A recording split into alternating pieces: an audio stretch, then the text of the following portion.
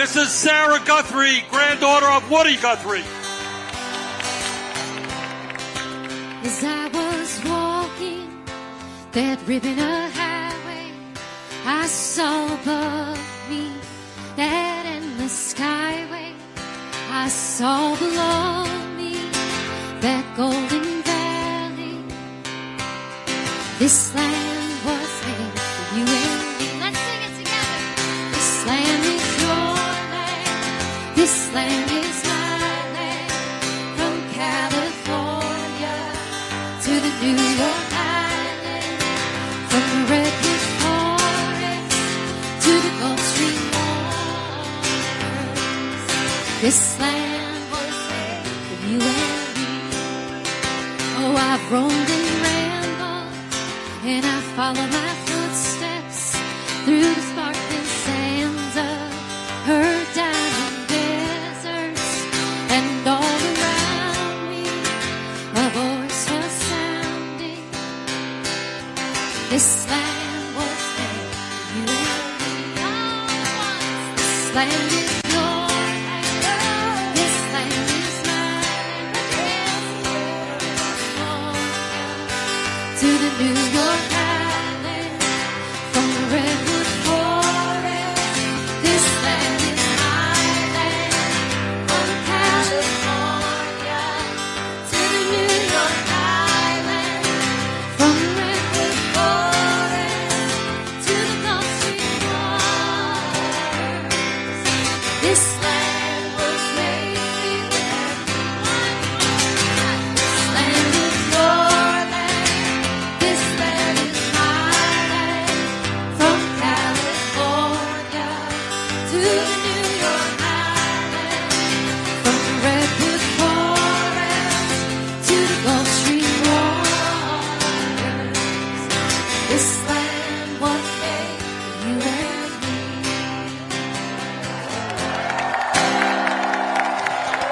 What follows is special programming from WBRN Radio and on the Boston Red Network. The Move On Big Ideas Forum was held in San Francisco on Saturday. A number of the candidates appeared there, and we'll have an edited version. Nonetheless, Bernie Sanders, Kamala Harris, Amy Klobuchar, Mr. Booker, Senator Booker from New Jersey, the former mayor of Newark, New Jersey, presented his ideas. And we had Beto O'Rourke, the firebred out of El Paso, Texas, talked about unifying the nation. And the former mayor, I believe, of San Antonio, Texas, and the twin brother of a congressman there, Julio, what is his last name? Anyway, we'll have to get his last name up here, and so we can figure out exactly who he was. At the same time, the California Democratic Party held their convention in San Francisco. It was a very interesting situation where the candidates stood. Bernie basically presented a progressive agenda around ending endless wars, Medicare. It could have been a Bernie standard stump speech, which was suited for a grassroots organization like Move On. I first started working with MoveOn.org somewhere after robbery of Al Gore of Tennessee by G.W. Bush and his organization in 2000, a long time ago. But Move On has been a constant contributor to the progressive activities in the United States, particularly the Beto's organization. They organized in Texas, and that's the kind of organization that is needed. They were in Georgia with Stacey Abrams and various other people. It's kind of interesting where these candidates stood. And of course, the ideas lady, Elizabeth Warren from the Commonwealth. Elizabeth Warren has one of the best grassroots organization of any of the 20 plus candidates in the Democratic race for 2020. And she is an idea launching pad. But she's not launching just ideas to be launching ideas. It's good to have ideas. They formulate into policy new ideas. But with the Consumer Protection Agency was an idea of hers that drew fruition, as she was single-handedly ushered that upon the citizens of the United States. So when a person is capable of turning an idea, a progressive idea, into a reality, we look at that person in a different light. Many times in political races over the many, many years, candidates have proposed things, parties have platforms, and we get in a general election they all are refined. Sometimes based upon a personality contest, sometimes based on economic bread and butter issues, such as where is the beef, very old kinds of situations there. And of course lately on the color personality of DJ Trump, on a foundation of quicksand at the same time, and also on the general condition of American capitalism. You promise people jobs and people will come to you. You formulate and launch various platitudes that a certain segment of the population is more susceptible to than others. That is hate speech, bringing in white supremacy, talking about make America great again. That presupposes America was not a great nation before DJ Trump came along. Many people would debate that. In fact, there's one particular corner. They've always talked about American exceptionalism. Even Barack Obama talked about it. That's an age-old trait there that has no foundation in history, period. And we'll leave it at that. But that kind of jingoism has been around for a very long time. And back to Bernie talking about endless wars, yes, because of Wilsonian foreign policy, that is a racist foreign policy, and it has formulated racist wars. We can go to Vietnam and the so-called little Asian people there, and that they were called worse. A war that the old-timers from the Second World War, the Great War, looked down upon with disdain. They did not see Vietnam as a war, just a conflict, a penny-ante conflict of that. Hundreds of thousands of lives were lost. Enormous amounts of money have been spent on the returning of veterans, period. That's why we've always taken issue with the thank you for your service. There are many, many Americans that have been in service to the country, including in the Peace Corps, in the Vista, and various other things. They should be thanked for their service, period. Not in these penny-ante wars that people were tricked into going to, that really didn't literally know where Vietnam was. That was the cold fact. And then, of course, we have the wars in the Middle East and in between Grenada that Reagan had there. That was, and we had Panama, the little, what we would call those wars. They were fortunately ended very quickly. But the whole Iraq, Baghdad situation there, the war, the first war, that was under the first President Bush. And then G.W. Bush ignited one on a lie that was chemical agents of mass destruction. Well, there were none. But for the American people, the media, the corporate media, telling these lies and repeating these lies, would be the Washington Post, the New York Times. That was their specialty. With old Judith Miller there was a pathological liar and was found out to be one. But this is the background for endless wars. And then the whole culture of warriors, etc. That was even on the Barack Obama, thanking people for their service. What service? That they were tricked into. Afghanistan, for instance, there. If you ask General Konpong, General, when are you going to have victory here? At least stabilize situations where you can leave. He said, well, or she, That is not a time certain, not a definite date there. Well, the actual fact of the case is it could be there to 2050, and the situation would be the same. If they pull out in 2051, the Taliban or whomever would be there then would quickly reorganize themselves, and they would have their country back. Period. And millions of dollars would be lost. Trillions of dollars. In these adventures that do not amount to anything.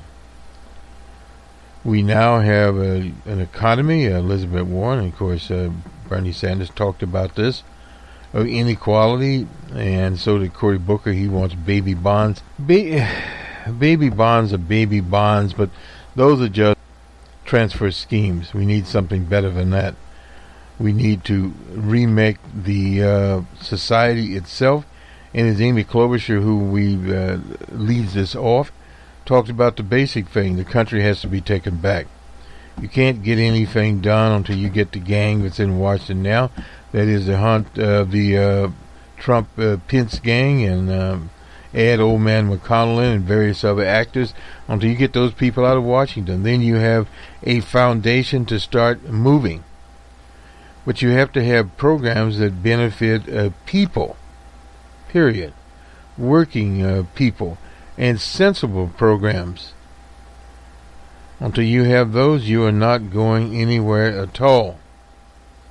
So if a middle-of-the-road candidate like Amy Klobuchar can see that, Bernie Sanders can see that, Beto O'Rourke talks about that,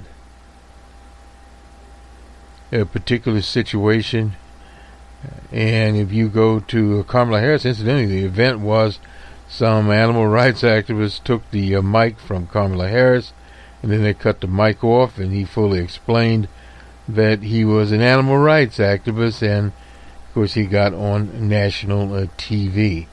Showed he didn't have the proper security. It was interesting. The forum DJ Common, she had the house rolling. There was no doubt about that. It was part of festival. I wouldn't say circus because there was no circus there. But they were presenting the forum. When I first heard the word Big Ideas Forum, I thought maybe of one of the Aspen type forums or the Talking Ted, the TED Talk forum, Talking Ted. Anyway, but it was a general statement of stump speeches for some, special speeches for others. Julian Castro, I hope I pronounced his name, Mr. Castro talked about profiling and how people are profiled in general. So did Elizabeth Warren. One of the interesting situations of the candidates there, the talking points were effectively the same. Now there were differences there. Amy Klobuchar starting off with what you need to do as the first step. Elizabeth Warren with the next 8 big ideas, period there. Bernie Sanders with Medicare for all. You have to fix the healthcare system, period. Because you need to have people healthy, comprehensive immigration. Late John McCain worked on that. That's not hard to do. That takes the chip off of the backs of people that it should not be on. Period. You have an estimated 11 to 14 million so-called undocumented workers in the U.S. There have been various plans there, and now that they're presented to DJ Trump, well, old DJ Trump could say, come with a massive plan to get some undocumented workers out of the country. Say, for instance, within a year, he has about a year to do this, he would literally set in motion deportation of 2 million people. Well, that could easily be done. He would have to get around posse comitatus act, but he could deploy the military, 100,000 troops in various areas. They could go in and round these people up,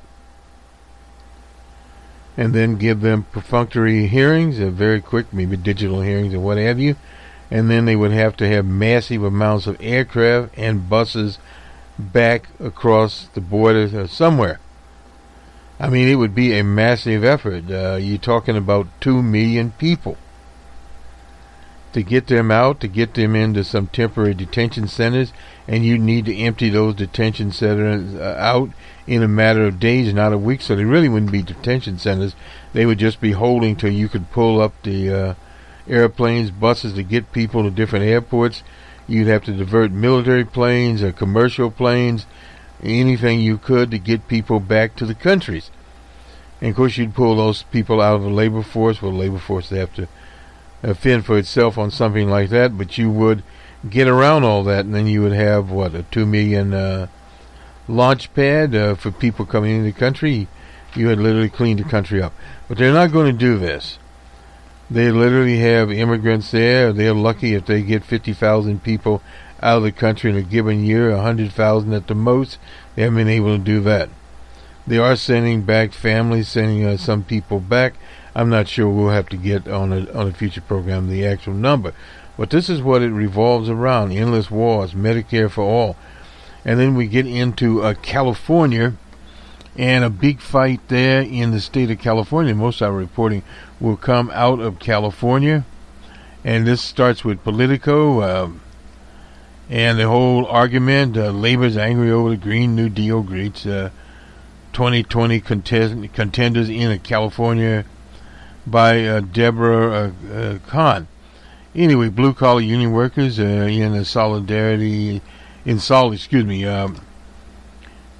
Democratic California are rejecting Green New Deal politics. A bit of editorializing here. A possible preview of troubles of the 2020 hopefuls in Rust Belts like Ohio and in Pennsylvania. Eric Garcetti, the mayor, he launched the Green New Deal LA plan last month, and amidst the cheers from environmentalists. Well, on the West Coast, the problem is in California that you have a situation there with climate problems, wildfires, earthquakes, those kinds of things. That is an immediate situation. You have to address that. In the Midwest and in the South, you have flooding. Then you have hurricanes, tornadoes, etc. All these climate things. And then, of course, you had the Arctic vortex pulling into Chicago. You have solar caps in Alaska melting. There's a lot of things going on out there. And then they quote somebody named Robbie Hunter, president of the state's Building and Construction Trades Council. They represent more than 400,000 workers. Said that dozens of his members plan a major blue-collar revolution demonstration that was Saturday morning in San Francisco, and will be attended by the presidential candidates. 14 of them appeared there.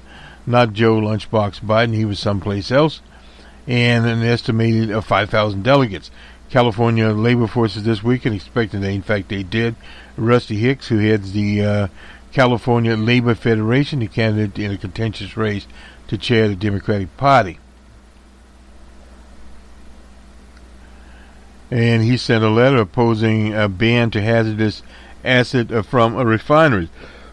This is a problem within itself, with various fact situations appearing there.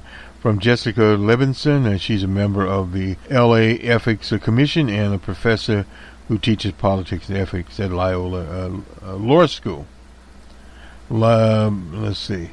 Lifelong union members don't necessarily want to be retrained for other greener work spots, nor is it even possible, said Levinson. She predicts with the 2020 election looming, Democratic leaders will have to wrestle with the fact they don't like the Mueller report, impeachment, and indictments. People vote on whether or not they're going to lose their jobs. Well, that's a very interesting situation there, because you have other things that are present in the society, and in the capitalist society. There is always the move, as Warren Buffett says, to maximize profits and replacement of workers by automation. That has happened when farmers were replaced, mules, etc., horses, by tractors, and then the farmers got better tractors, computerized tractors. They got into more corporate farming and replaced the farmers. The farmers went to urban centers. That is continuing to go on. Those types of things will not be affected. You have robotics on one level, and on the other level you have artificial intelligence, algorithms there, and you have self-driving cars. Uber has over 100,000 vehicles already ordered from major automobile manufacturers. They plan to replace at some point many of their so-called gig drivers and Lyft. And then you'll have trucking, who can't get enough drivers. They have been moving into self-driving trucks. They're driving around right now, and they're testing these trucks in various cars in Arizona and out west there and other places across the U.S. That is a matter of fact. And whatever the labor unions do in California, they do in California. Now they go on here to say that critical western states like Colorado and Nevada, both owned by Hillary Clinton, would certainly be an issue. In states like Pennsylvania, that is Jack Pitney, a veteran California political analyst and professor of political science at Claremont McKenna College. He said there's a cautionary tale for Democrats who should remember that West Virginia until 2000 was considered solid blue.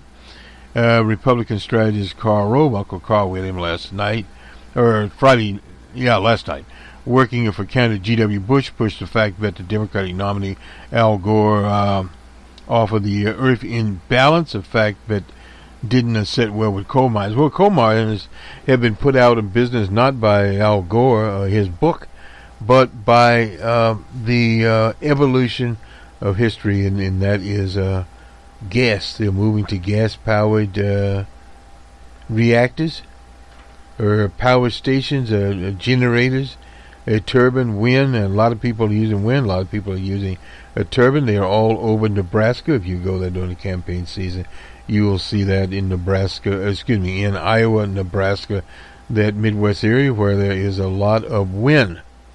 And in the Pacific Northwest, where there's turbine power, you'll have the turbines doing what they need to do. So you have wind, solar. Solar very big out west, particularly any place where you have a lot of sunshine going on. And Al Gore incidentally won that race in spite of all these afterthoughts there. So the issue in California has had a more moderate leadership in their state party. That's one reason they have not been able to accomplish what they could have accomplished in that party. What was his name? Kimberly Ellis, I believe, was running against this fella, and she was sabotaged by issues that really were not there. So in other words, you have different situations going on.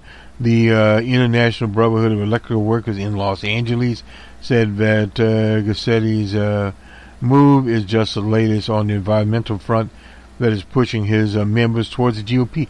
Well, the problem there, workers in the country, many union members, voted for DJ Trump, period. And if you are a union member and vote for DJ Trump, Republican candidates, one must understand they're anti-union.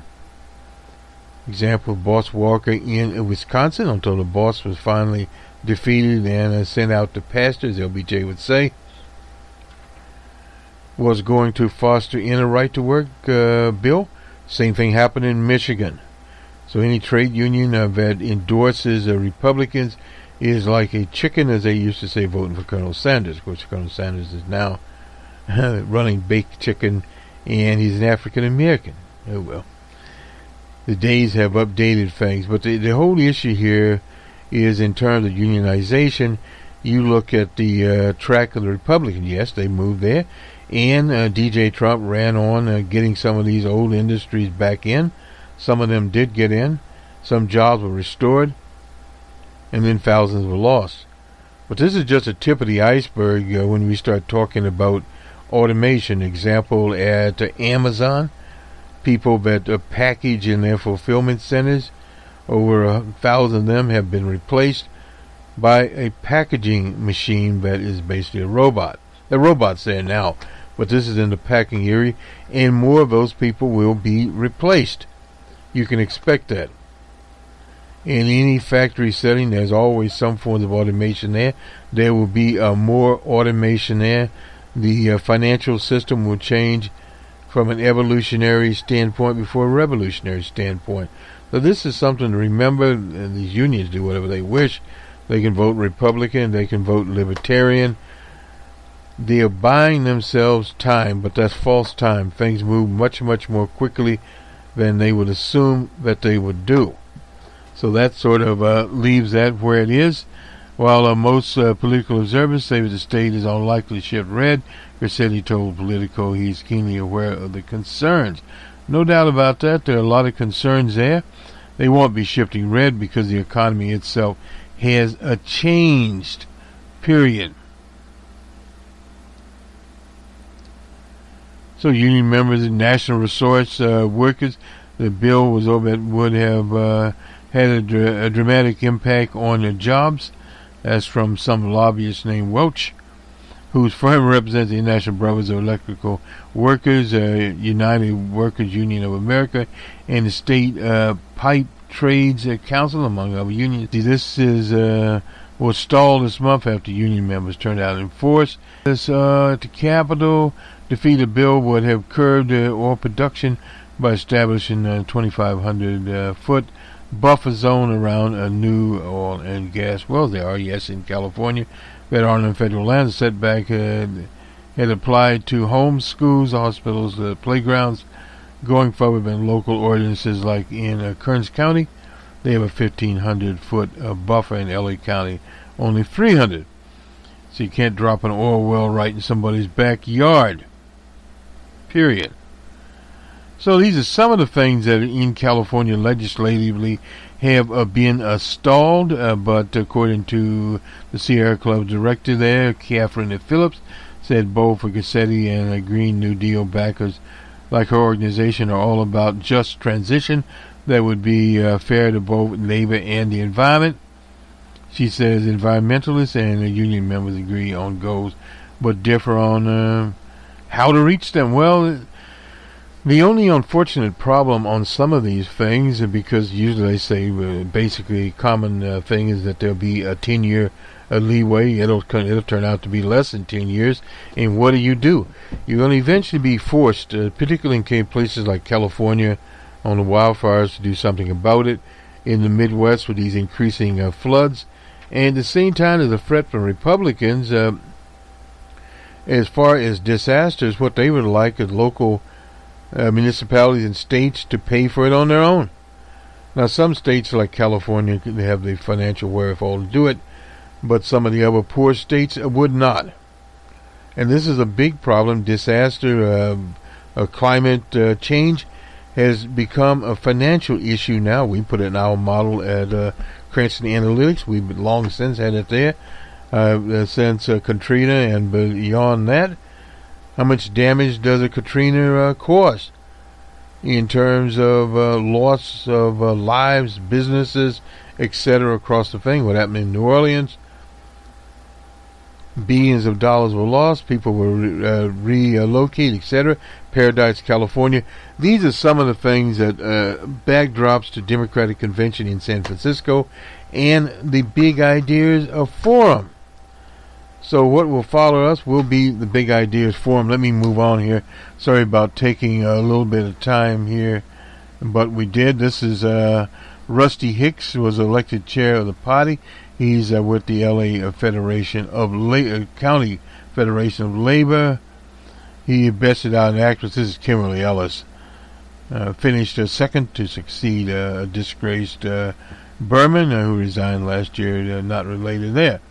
With 3,162 votes counted, Hicks dominated with 57%. Ellis, who narrowly lost to Berman in 2017, received 36% of the vote.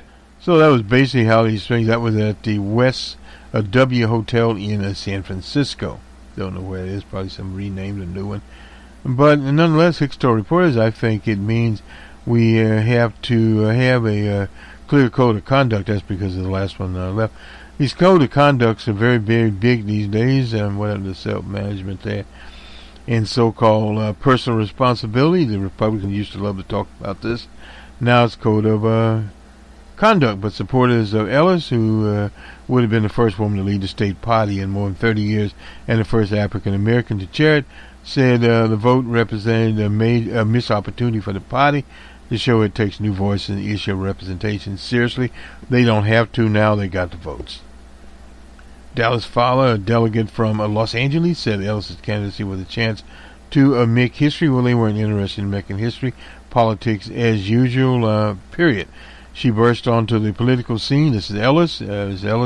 In 2017 when she nearly lost to the chair, Berman. At the time, Berman was chair of the L.A. Democratic Party and vice chair of the state party. Ellis is with political connections to state Democrats, rose during her years as a director of Emerge California. That is Sandy Fluke's organization. We always do that. So we're getting a lot of information, gain support of progressive wing of the state party, and appeal to supporters of Bernie Sanders.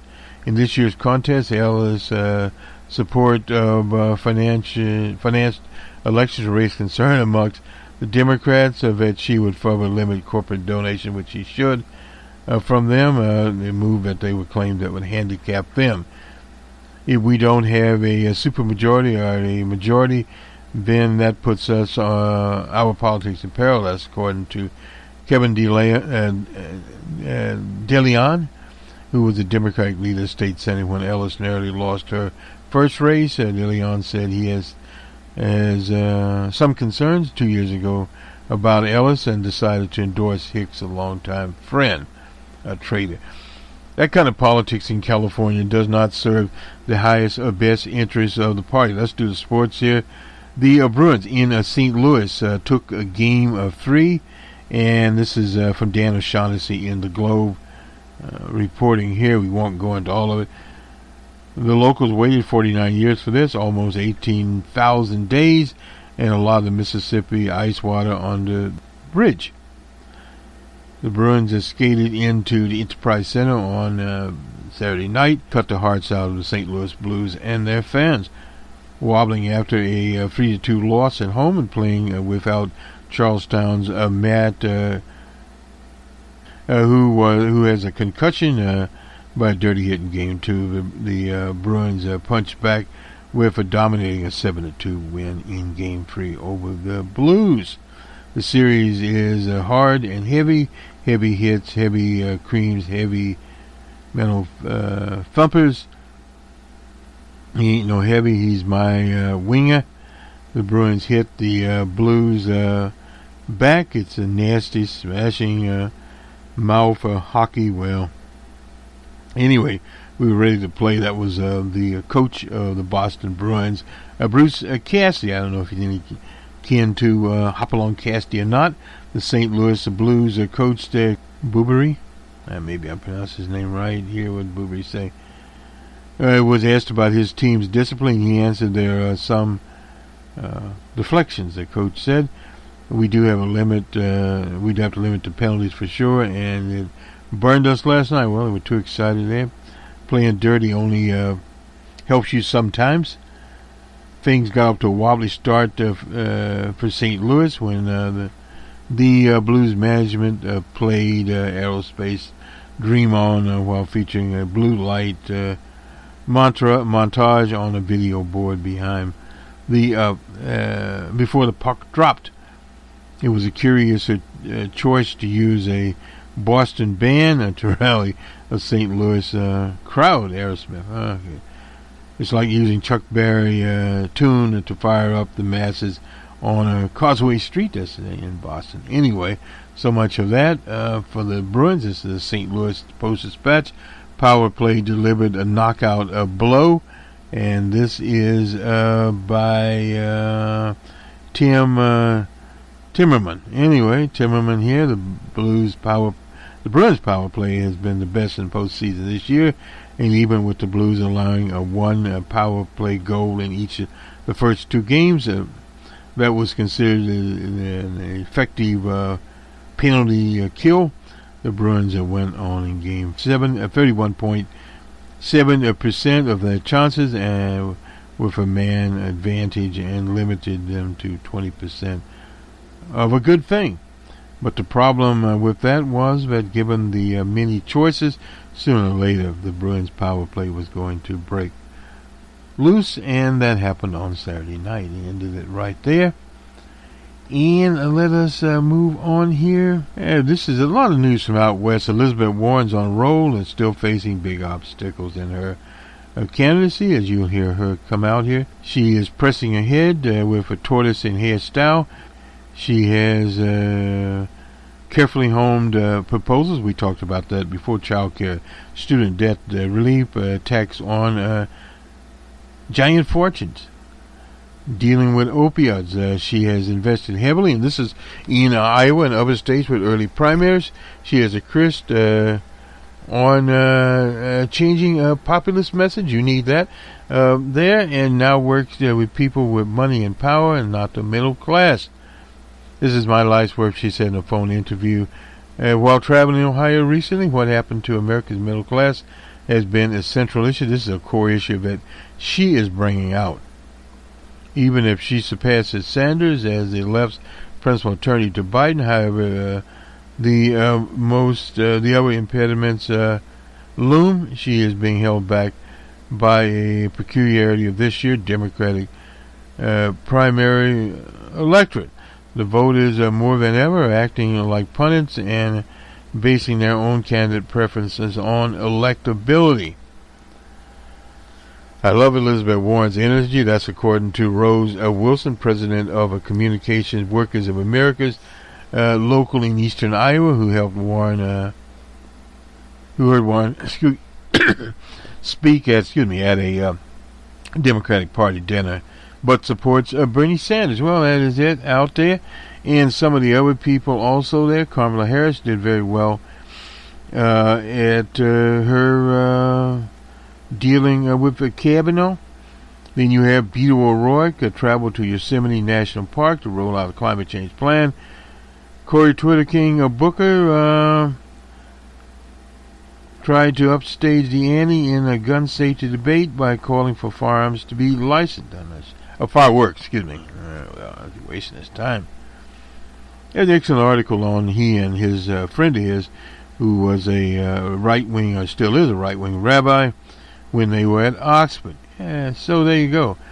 Data for Progress and YouGov Blue as to which candidate were considering ruling out. The survey found that 13% said they were not considering Warren, and 40% were considering her, and 28% were not considering Sanders, and 36% were. So it's a very mixed bag in American politics. An immature situation there. And that's the LA Times.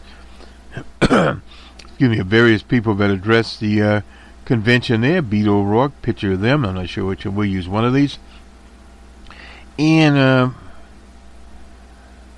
before we were going to do sports, but Apple will shut down iTunes, ending the download era. Reports say on Friday, social media erupted after the Bloomberg News reported that Apple, and this is not the first time that's happened, to announce the end of iTunes store, which transformed the music business. Well, it's not transformed anymore. The Apple's Developers Summit, that'll be on a Monday.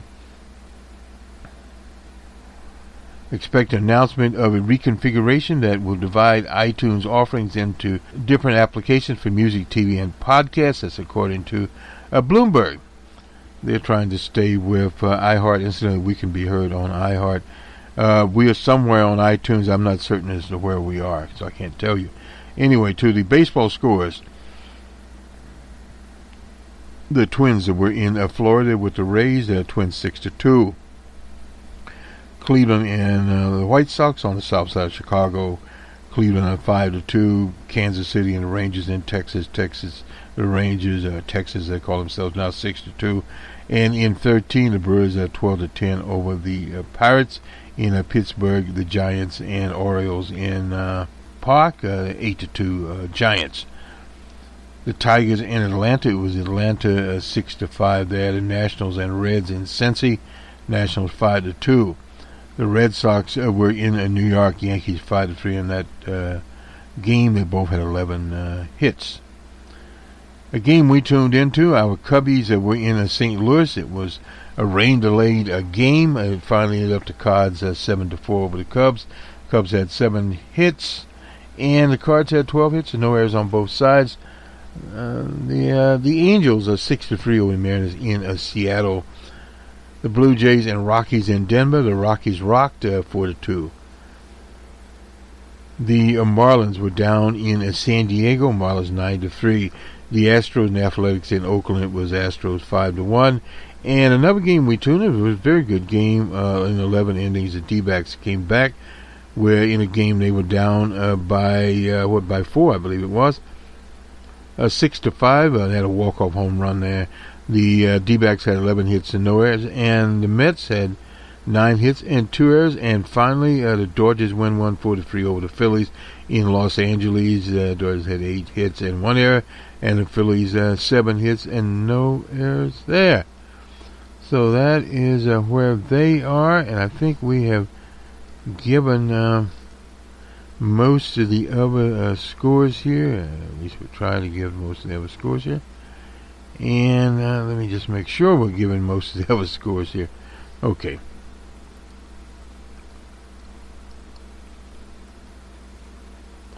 We probably won't have time. This was just supposed to be a short episode. We got a little bit carried away, I guess you'd say. We got the Bruins. Their score, we got baseball taken care of. 2-0 over Nottingham, who they are. Now, the Liverpool's the latest European Cup winner. Comes on a journey there, and the BBC. We'll have to try to do this. And to Oklahoma State goes up 3 runs with epic deal there. This is Oklahoma State 6-5. That's in the regional finals in Oklahoma over Nebraska. Stanford, they're actually Fresno State 7-2 over Stanford. That is in the Stanford regionals. We Loyola Marymount and UCLA with Loyola Marymount 3-2. That was in Los Angeles. Michigan 10-4 over Cincinnati. That's the NCAA baseball. I'm not sure where we go with softball here. The Portland Timbers and the LAFCs was LAFC's 3-2. That is football, soccer there. And another scoreboard here. Let's see. Oh, these are some coming up. Anyway, this will do it for us. We'll see you on Numbers Man this weekend, and hopefully an open source report. And on our political side, a Numbers Man will be out with it on this weekend. And excuse me, I should say not Numbers Man. Sorry about that. That's on the economic side of the Monday Morning Quarterback, where we'll be talking. It's sometimes about the talk show, sometimes about events. This is a live event here, and we present this. We'll start off with Sarah Guthrie, the granddaughter of the great Woody Guthrie, and then we'll go to this part of it, and then we're on to the Big Ideas Forum from San Francisco. It's the edited version of a 3-hour affair, and I forget it's over an hour long. Have a good weekend and good day to everyone. Thank you for your leadership. I lost my voice in a bar in Reno. Long story. But I'm gonna try my best here. We've had a great day in San Francisco, and I am excited to talk about my big idea. So all these great, I'm the last one. That's when you go, yeah. Okay, but it's important because I'm perfect for the last one. Why? Because you've heard all these great big ideas, right?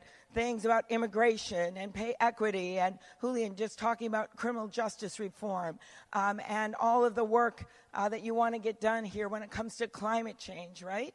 Well, we're not going to be able to do any of this until we take back our democracy, right? There is just no way. And you look at what has been happening in this country, right? Just this last week, the Secretary of State of Texas had to resign because he had admitted that he was part of a fraudulent scheme to push voters off the rolls, right? You look at what happened in North Carolina, where they had a bunch of stuff they did in their state that tried to get people so they couldn't vote. And a court, including some Republican judges, actually issued an opinion and said that they had discriminated with surgical precision. And then you look at what happened in Georgia, where that Secretary of State who was running for governor, 53,000 voters, he took off and wouldn't let them vote because they had things like hyphenated names. And you know what happened then? If he hadn't done that, Stacey Abrams would have been the governor. And she will be one day, okay? And she will come back. That is what we're talking about here, what's going on around the nation. So my big idea is this.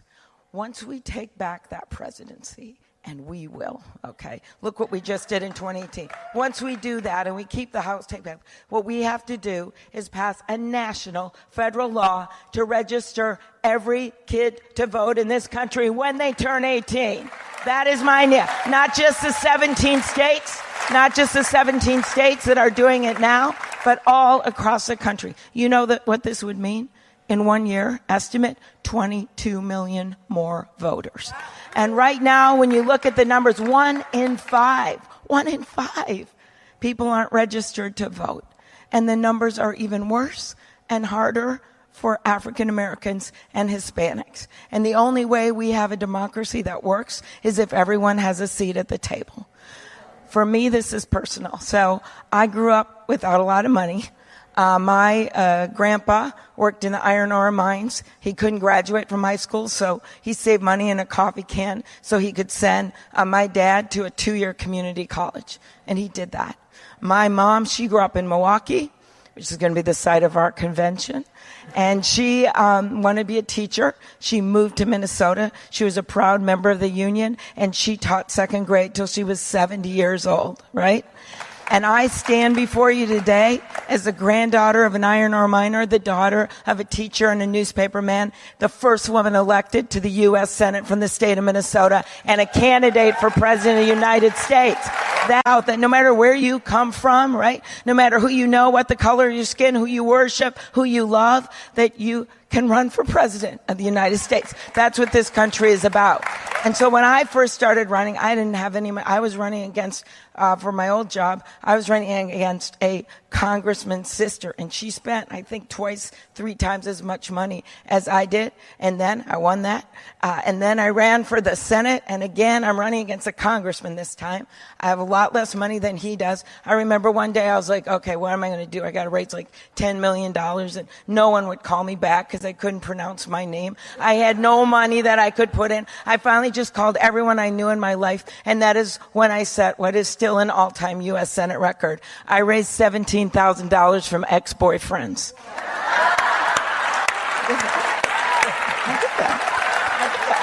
And so, as my husband who's here today has pointed out, that's not an expanding base.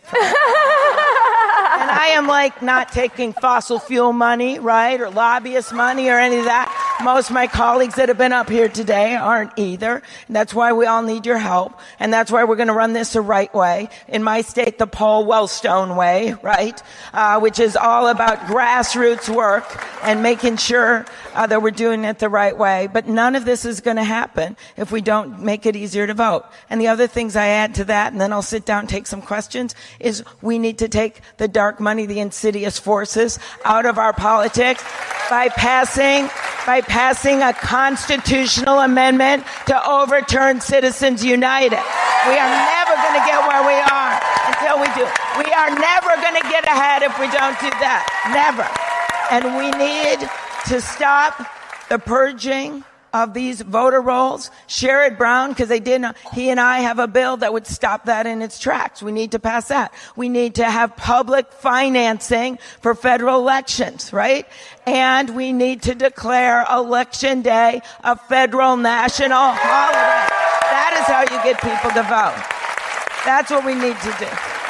So this is about taking our democracy back. And if we let the big money run this whole thing, we're never going to get these things done that we want to get done. Somehow we did it, right? in 2018. We made up for what happened in 2016, but we're not really going to make up for it until we take back the White House, and you do it by taking back the democracy. Thank you. That's my big idea. Thank you so much, Senator. You brought up so many key, crucial issues. I'm going to go back to voting rights just for a second because it's just being gutted, right? You have voter suppression all across the state. We saw it play out in 2016, play out in 2018, particularly in Georgia. And it's shaking voters' confidence. So my question to you is, there's an almost overwhelming amount of evidence from recent history, not to mention the entire history of this country, that enormous barriers have been set up to make it harder for Black and brown people to vote. How does your plan address institutional racism and barriers that drive voter suppression? Exactly.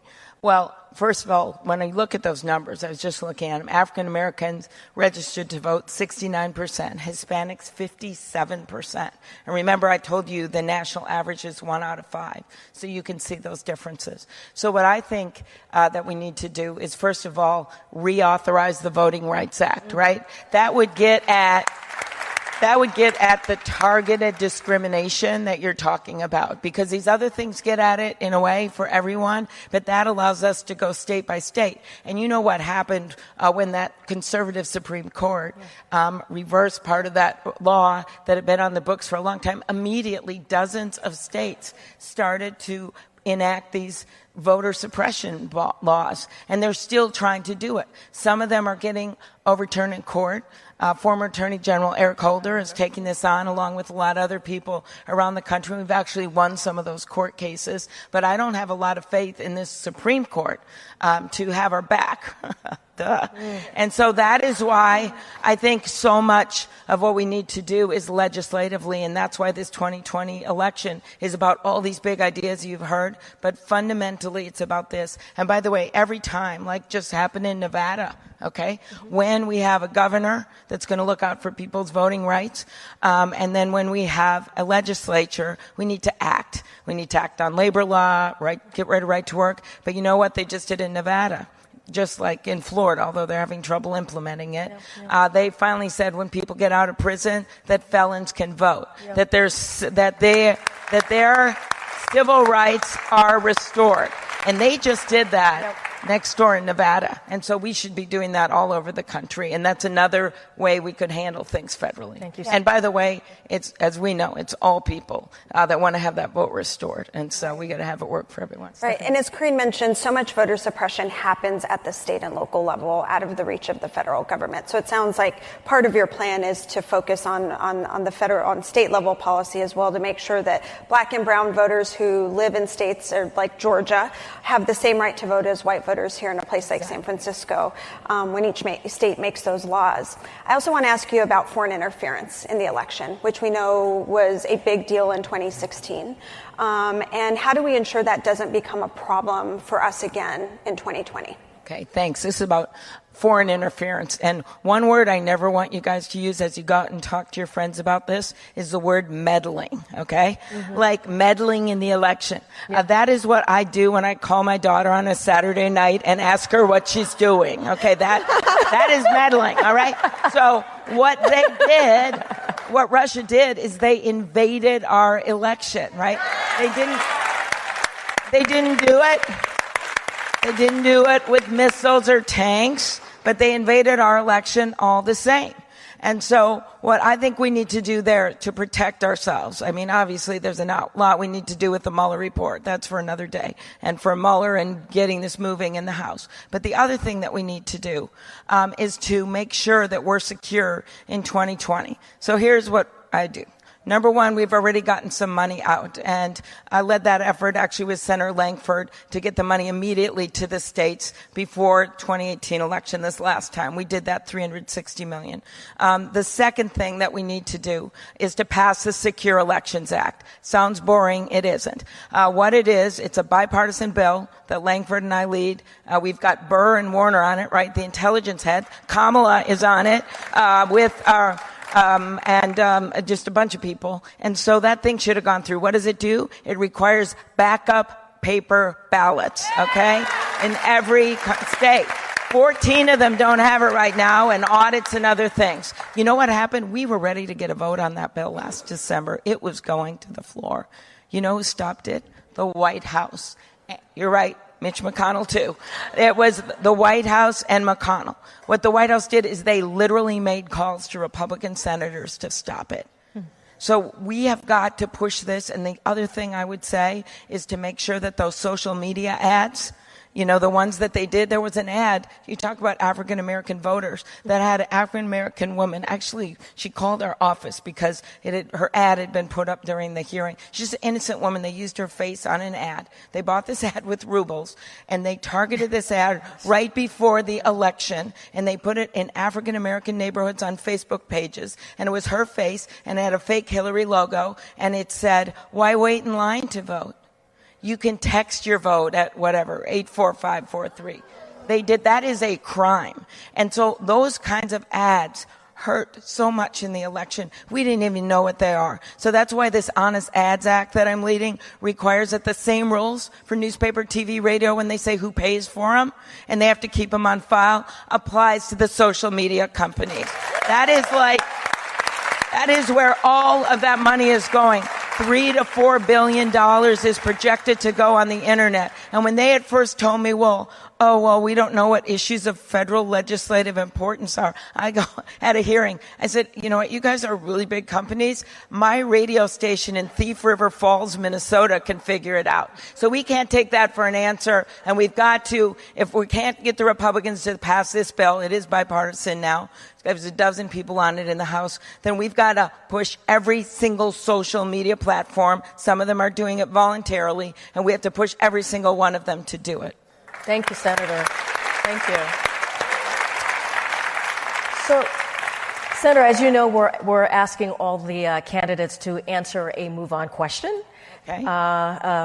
Clearly for a Move On member. Here's your question. It's from Damon, a Move On member from Texas, who asks, what is your plan of action to deal with the rampant and cyclical childhood poverty rate and all of its negative effects on the positive growth and development of children growing up in Americans' urban centers? Okay, that's such a great question. Thank you, wherever you are. So what we have right now in our country, and you know this, is we have got a president in the White House who gloats every day about how great this economy is, right? He sends out tweets, does all this stuff. But what we know is that under his reign, income inequality has gotten even worse, right? It's gotten even worse. And yes, his tax bill, what did it help? It helped the people at the top the most. That's what it did when you look at where the money went and who it helped the most. But it didn't help everyone else. It didn't help them like they needed to be helped, and it certainly didn't help our people that are in poverty. So the first thing I would do is to make sure that when we look at that tax code works for everyone in America, right? Not just the people at the top. The second thing that I would do is invest in the areas that need it the most, right?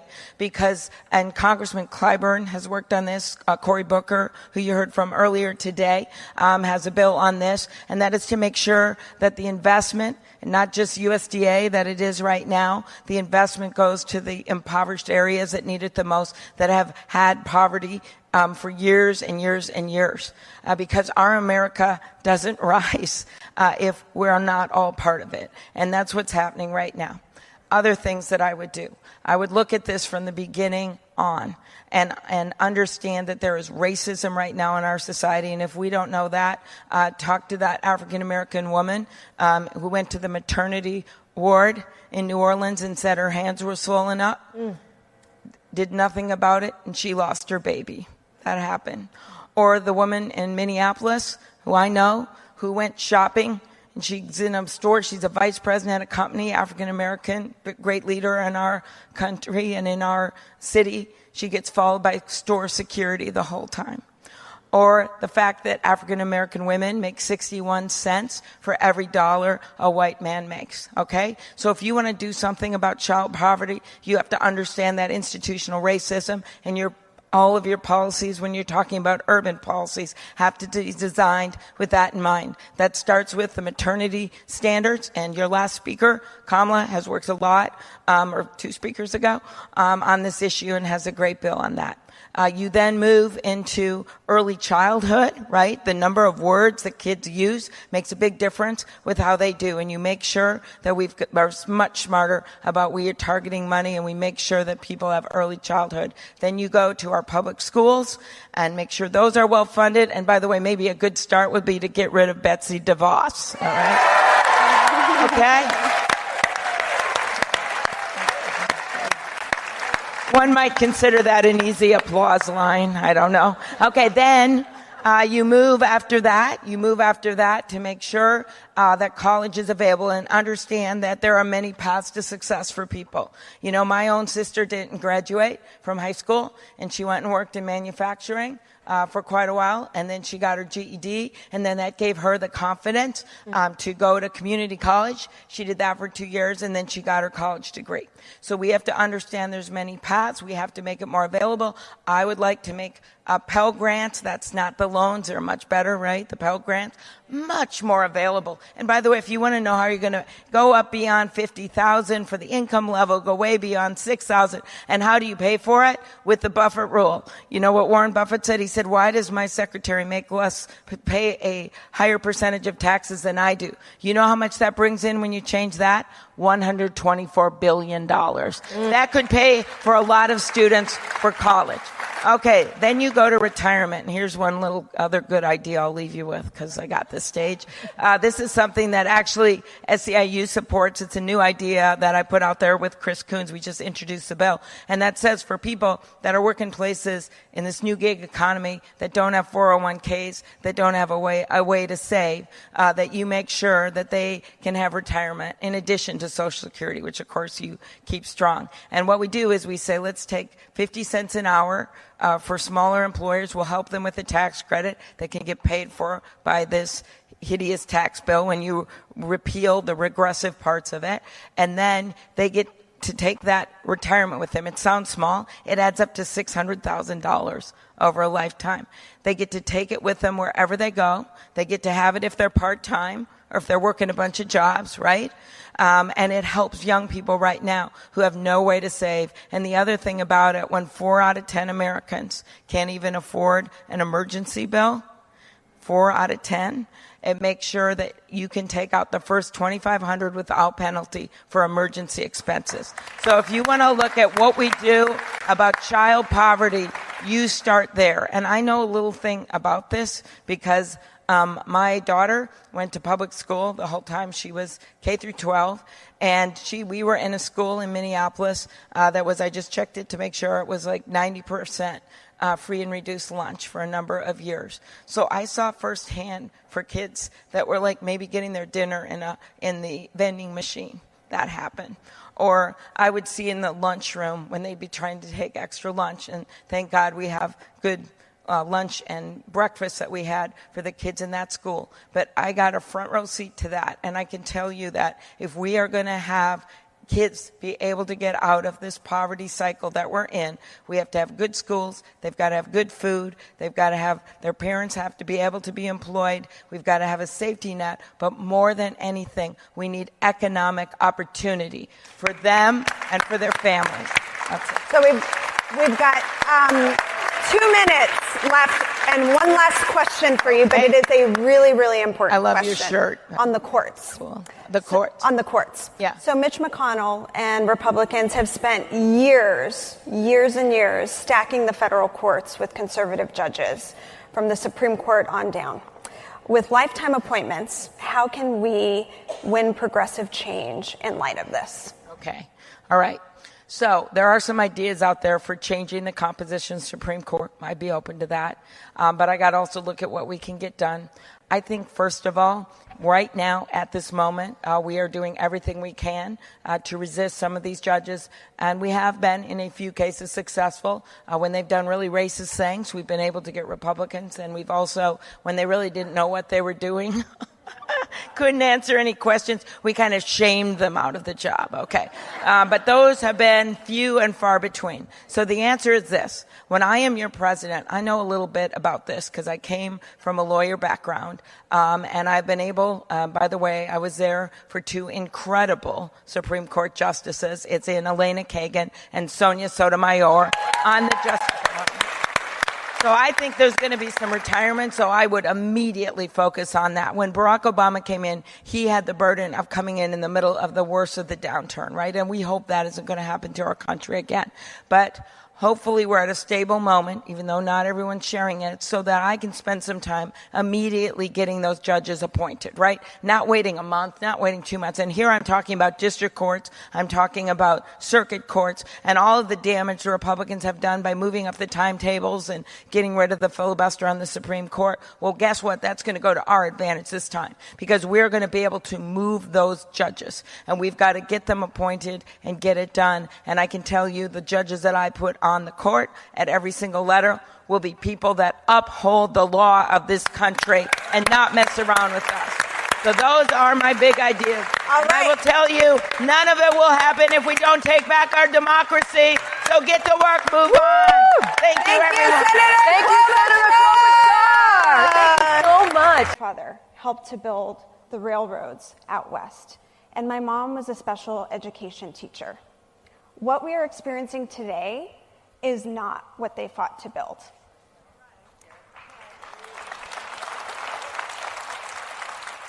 As a woman, as a Latina, as someone who grew up near the US-Mexico border, my community is under attack every single day under this president. And that's why I'm in this fight.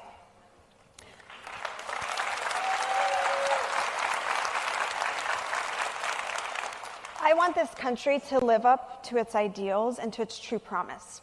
I want to live in a country with progressive values, where equality and fairness are protected, not vilified or torn down, where immigrants and asylum seekers are welcomed and valued for their contributions to this country. Thank you. Not shunned.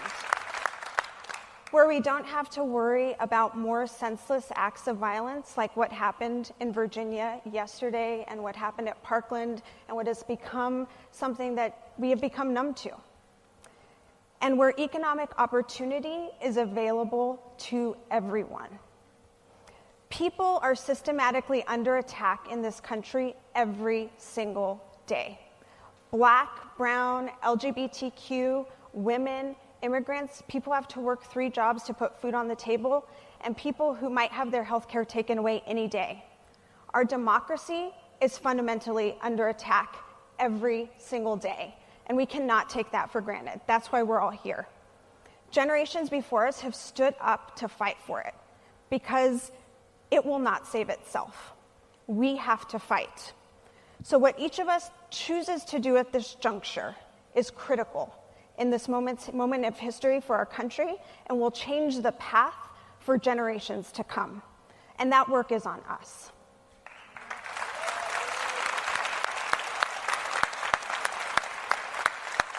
I don't know about you, but I am excited to hear the 8 candidates today, because I don't know who I'm going to support. And I also need a dose of hope and some big ideas. This country has not moved forward without big, audacious ideas. When things didn't seem possible before, or when people said they would be too hard, we make them possible. That's what the people in this room do. You make it possible. And that's what today is all about, envisioning the world as it should be. So let's get started. Let's get started. You ready? Okay, welcome him to the stage, our first candidate, Senator Bernie Sanders.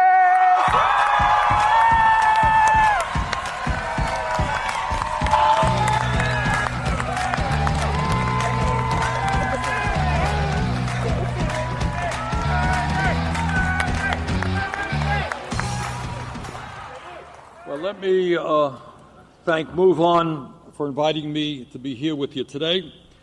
All of you know there are many enormously important issues, including the need for Medicare for all, forgiving student debt and making public colleges and universities tuition-free, raising the minimum wage, criminal justice reform, immigration reform, and addressing the global crisis of climate change, among other issues.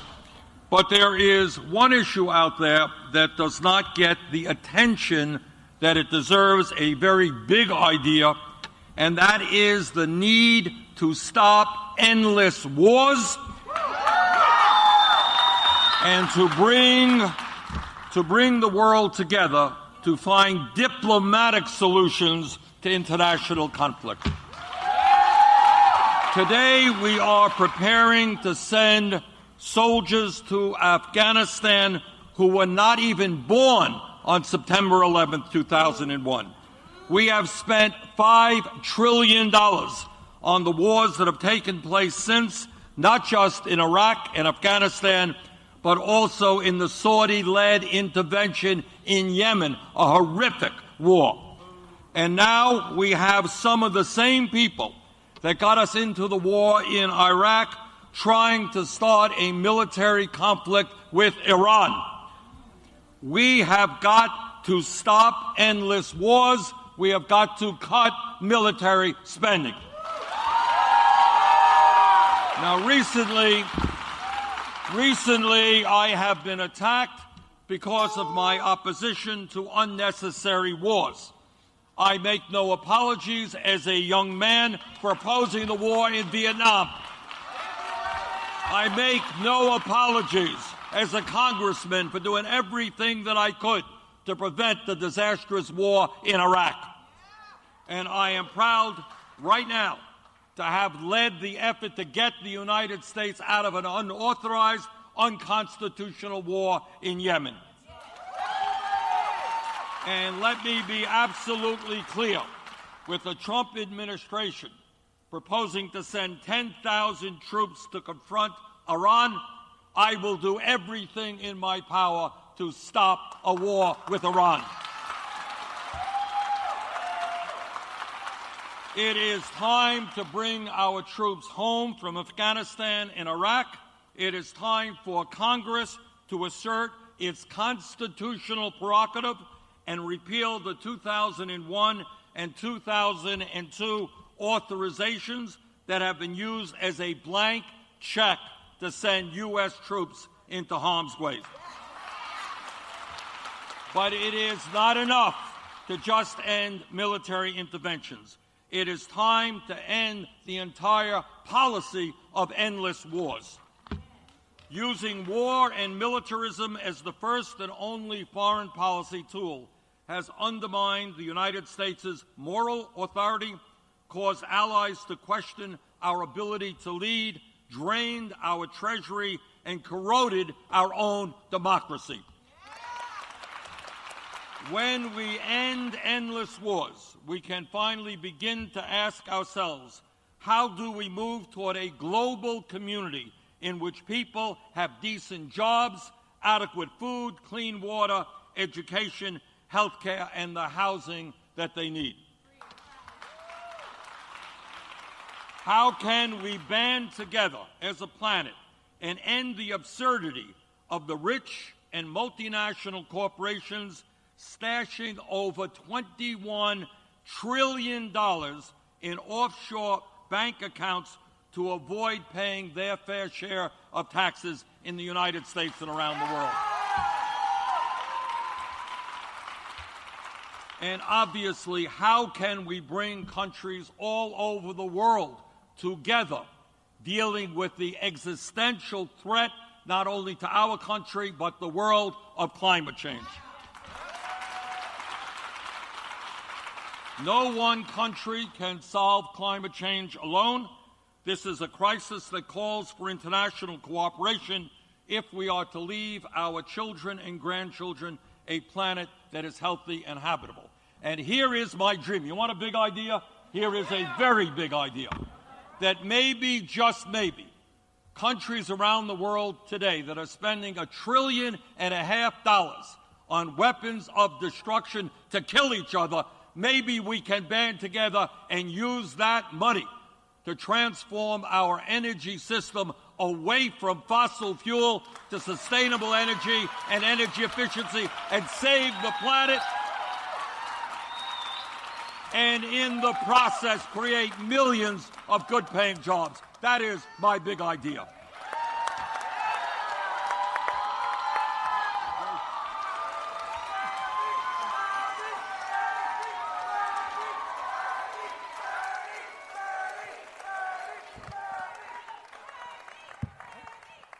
there might be a mic on your seat there. Sitting on it. Okay. There you go. Could be dangerous. Thank you for sharing that. I think you always have a really great way of being able to paint a big picture and show how these issues are all connected. So can you maybe talk about what after 4 years of your new foreign policy, what the biggest difference that Americans would feel in their everyday lives under 4 years of your policy? The differences would be enormous.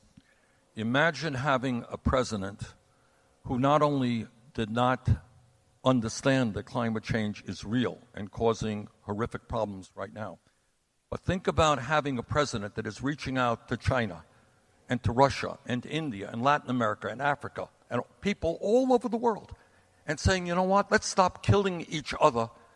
Let's come together for what is a global crisis. America can't solve this alone. China can't solve it alone. Can we use this frightening moment to bring countries of the world together to save the planet for our children and grandchildren? And when we do that, we create millions of good-paying jobs. We cut back on pollution. And at the end of the day, we save money to invest in our kids and our parents rather than just on the military.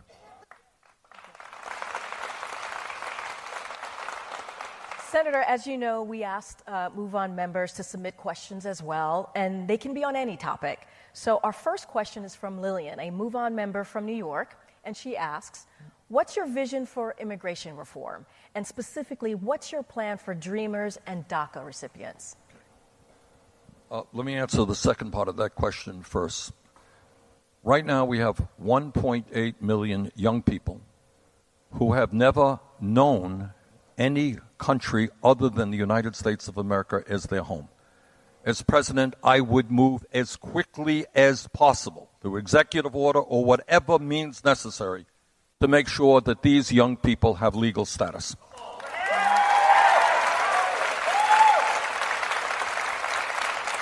And second of all, and here is the good news, and sometimes we lose this thread because of the racism and vulgarity of the current president.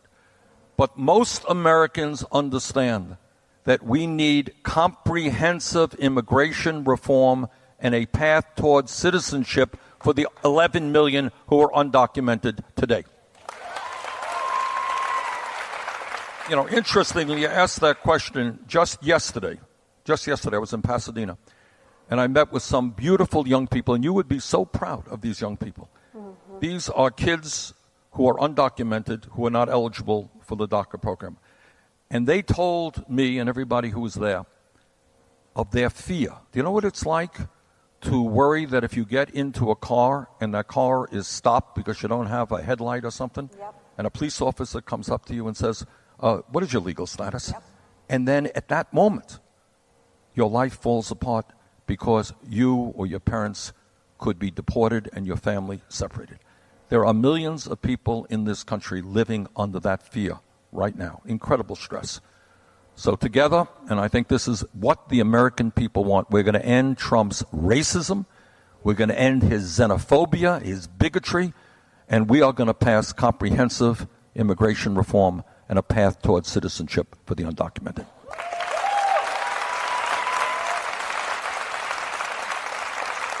So I think this will be one of our last questions here. Some estimates show that the past 17 years of the war have cost us over $6 trillion. Meanwhile, the Pentagon budget is at a staggering $716 billion this year. Will your plan also be to include reallocating the Pentagon budget so we can focus on other things? Absolutely. Absolutely. And the reason I spoke to this issue, not to say that there are not so many other issues out there, but very few people are talking about this issue. And I have to say, let's be honest about it. It's not just Republicans who support big military budgets. It's too many Democrats as well. Look, I believe, and I think we need a strong defense. But we have to ask ourselves, do we need to spend more than the next 10 nations combined? And of those 10 nations, many of them are our own allies.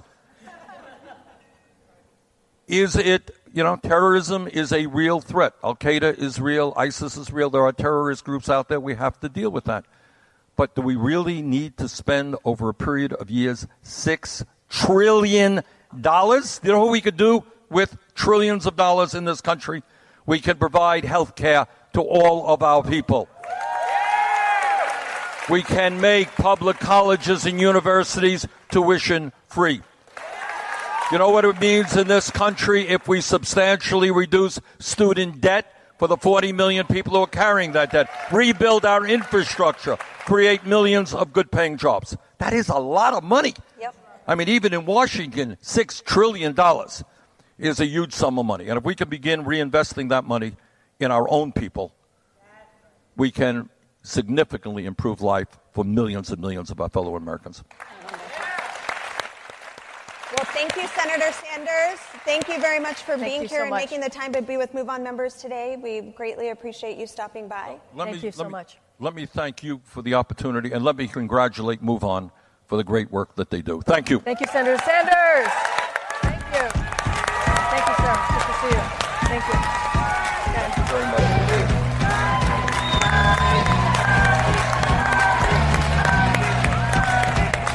And these cannot just go on in our country. We used to be a nation that when 4 girls were killed in a bombing in Birmingham, we changed laws. When women were killed in the shirtwaist factory fire, we changed laws. We are seeing too much death in our country, which reminds us of the most important big idea, which isn't new.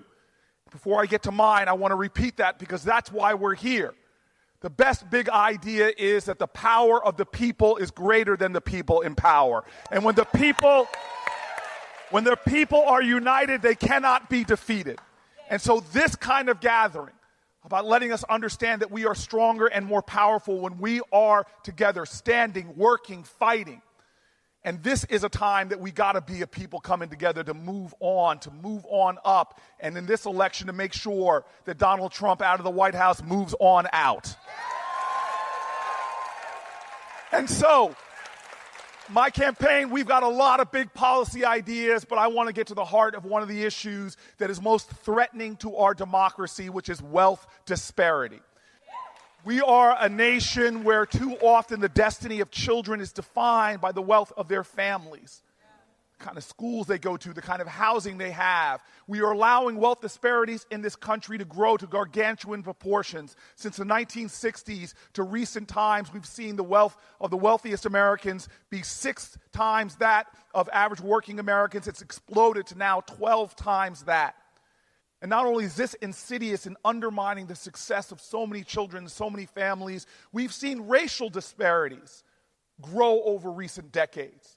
To now the average white family has 10 times the wealth of the average black family, being compounded by the racial disparities in generation after generation of overtly racist policies, of terrorist actions like 98 years ago today, in a place they call Black Wall Street in Tulsa, Oklahoma, was bombed and looted by white supremacists, all the way to mass incarceration, which further, through its racial disparities, freezes and expands racial wealth gap.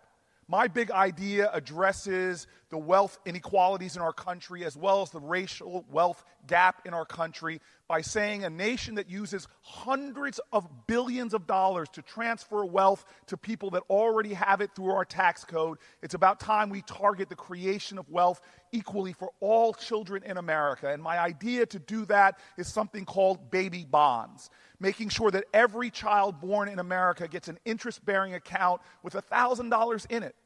And then depending on the wealth of your family, you get up to $2,000 placed into that account every single year. For the lowest income kids, that means by the time that you're 18 years old, you can have upwards of $50,000 in an account that can be used to invest in things that create wealth, like going to college or buying a home. In America, paychecks help you get by, but wealth helps you get ahead and create generational wealth and strength. And my legislation already has been reviewed by Columbia University, who said it literally erases for young Americans the racial wealth gap in this country.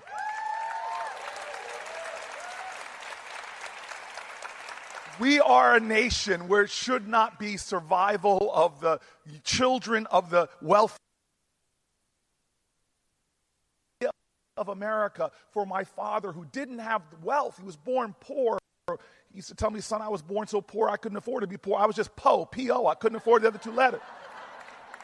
But it was a community that brought together their community wealth. A church that gave him the money he needed to enroll in college, that changed the destiny of my family. We need to make sure that every child has the resources they need to live their American dream, to create wealth, to pass something on to their children, to make sure that we take these racial wealth gaps and these growing wealth gaps and wealth inequality in our country and we get rid of it. We can do those things if we stand together and dream bigger dreams. This election is not just about getting one guy out of office. We need to have a bigger aspiration for that. It should be an election where we dream big again in America. Dreams of equality, dreams of opportunity, dreams of health care for all, college for those who want it, dreams that everybody has a pathway to work with dignity and a pathway to make sure that their American dream is truly possible. Thank you, everybody.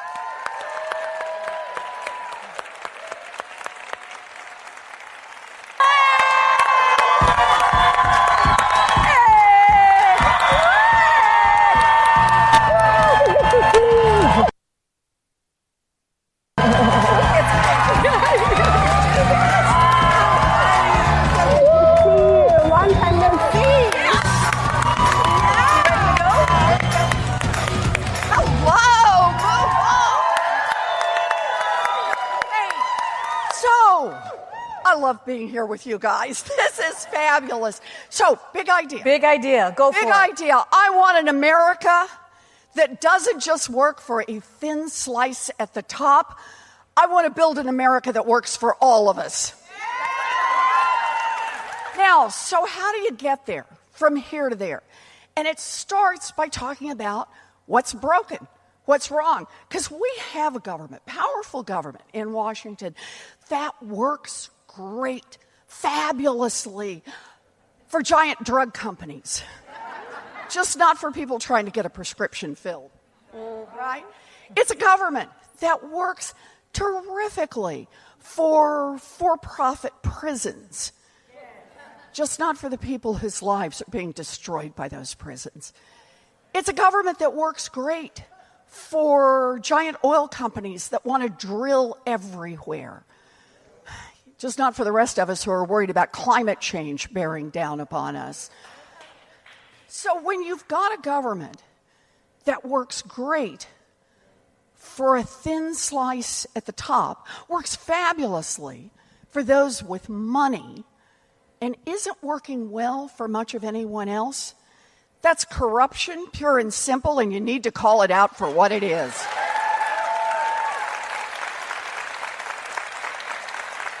You got to have the courage to call it out, and then you got to have a plan to beat it back. And that's what I've got. So, here's the good news. I have the biggest anti-corruption plan since Watergate. Here's the bad news. We need the biggest anti-corruption plan since Watergate. So this plan has a lot of different moving parts to it, and I'll tell you why. It's because money, the influence of money, is everywhere in Washington. It touches everything. Whatever issue brought you here today, if there's a decision to be made in Washington, I guarantee it has been influenced by money. So, here's the plan. We got to fight back against it. We've got to be willing to call it out and to fight back. And let me give you some ideas for that. First one, end lobbying as we know it. They've had enough power long enough. Oh, and here's a part of my plan. Anyone who serves in Congress, who heads up an agency, who's part of the cabinet, who's a president, can never lobby. That's a lifetime ban once you've done that work. Right? Oh, here's another one. End the revolving door between Wall Street and Washington. Enough. Just stop it on this. Oh, and how about one more on this? Supreme Court. How about we make the United States Supreme Court follow basic rules of ethics? another part to the plan. Some of you may remember, because some of you fought alongside me for this, the Consumer Financial Protection Bureau. Yeah. But you may remember the structural change it made. Scooping up all of those consumer protection laws that were scattered among a bunch of different agencies, but nobody took it seriously. Nobody ever had the real resources and authority to move on consumer protection. We need to do the same thing on ethics in Washington. We need an ethics agency, scoop it all up, and seriously enforce our conflicts of interest.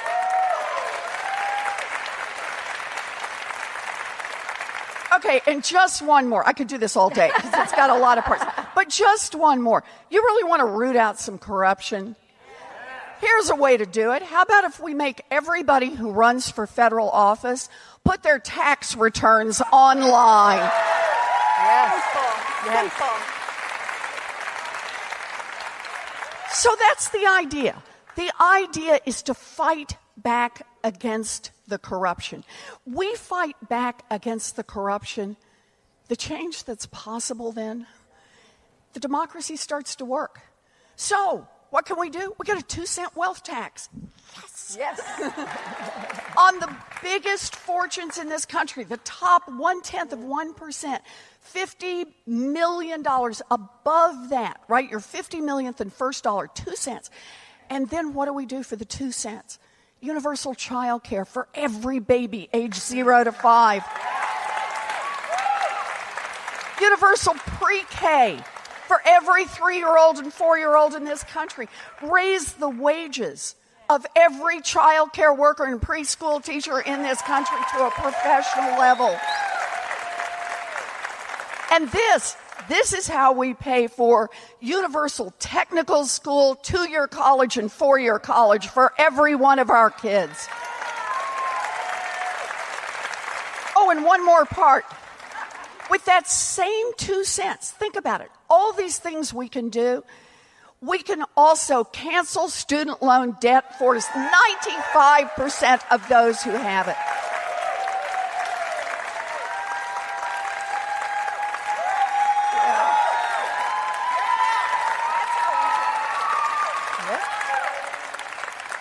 That's how we get in the position to make the core structural changes in our economy we need to make, how we get in the position to be able to fight back on climate change and not just get nice sounding stuff, but things that are going to make a real difference to protect us and get us on the path we need to be on. That's how it is that we make this democracy work again. I'd say you have a plan for that. You got a plan. You got a plan for that. She has a plan for that. You got a plan for that. She's got a plan for that. Got a plan. All right. Let's jump into some Q&A here. I think sometimes it's really, you do a very good job at talking about corruption at a meta level and really taking what that means into everyday people's lives. So what do you think the changes that you just talked about, how they will impact the day-to-day of people in this audience's lives and making government work better for them? And is it a racial justice issue? Oh, you bet it's a racial justice issue. Yeah. There's so many ways in which right now I come up with a plan and people say to me, the wealth tax. Mm-hmm. Yep. So what's the first thing that the reporters did when I announced a wealth tax? They went to a couple of billionaires. I'm not kidding you. And they said, so what do you think? And guess what? The billionaire said, no, not doing that.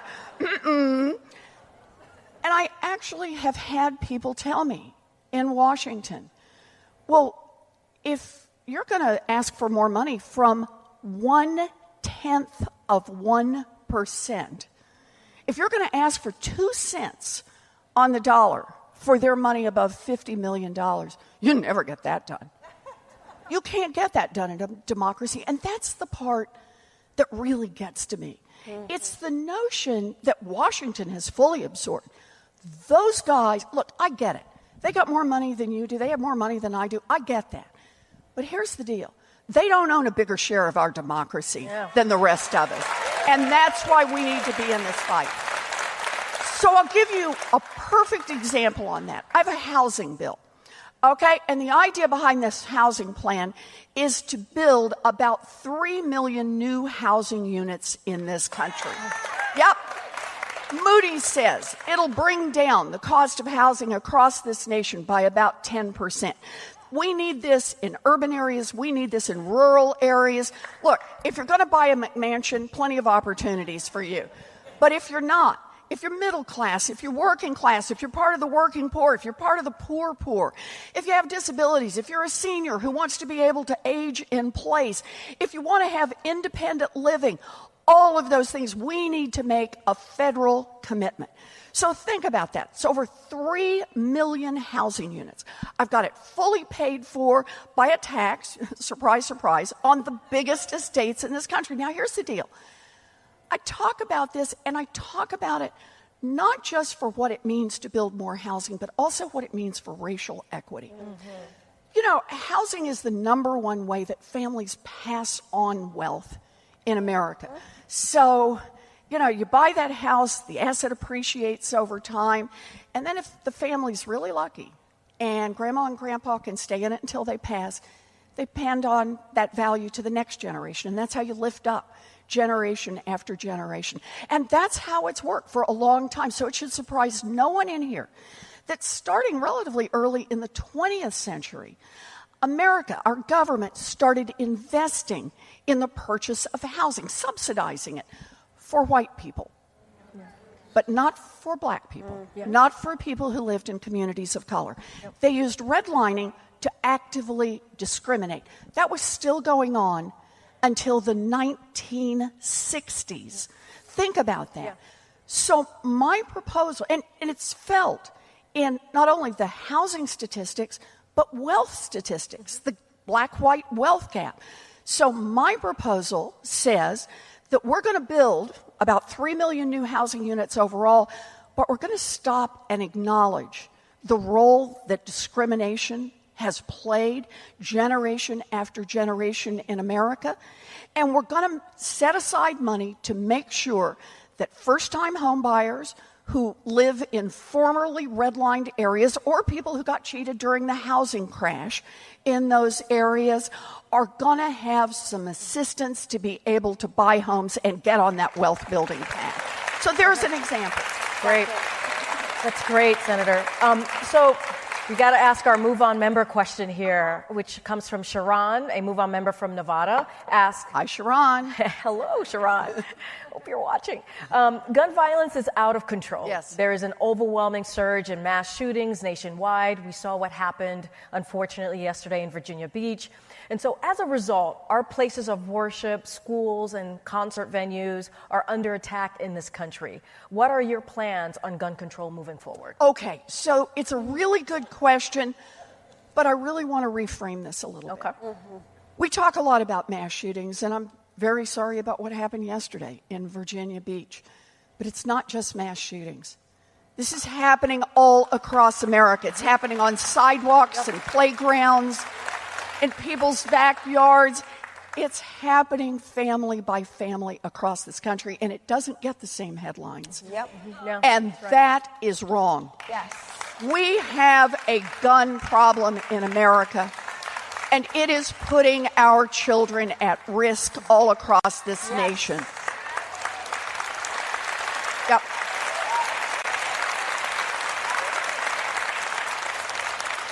Remember how I started with corruption? Corruption, yep. Yeah.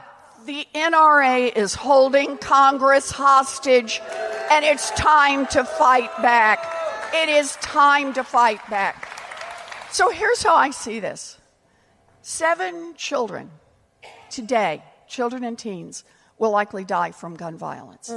It'll happen again tomorrow, and the next day, and the next day, and the next day, and the next day. If 7 of our children were dying from a mysterious illness, we would pull out all the stops figuring out what was wrong and what we could do to protect our children. Why? Because we understand we have a moral responsibility to protect our children. Well, the same is true with gun safety. We need to move, and we need to move now. Universal background checks.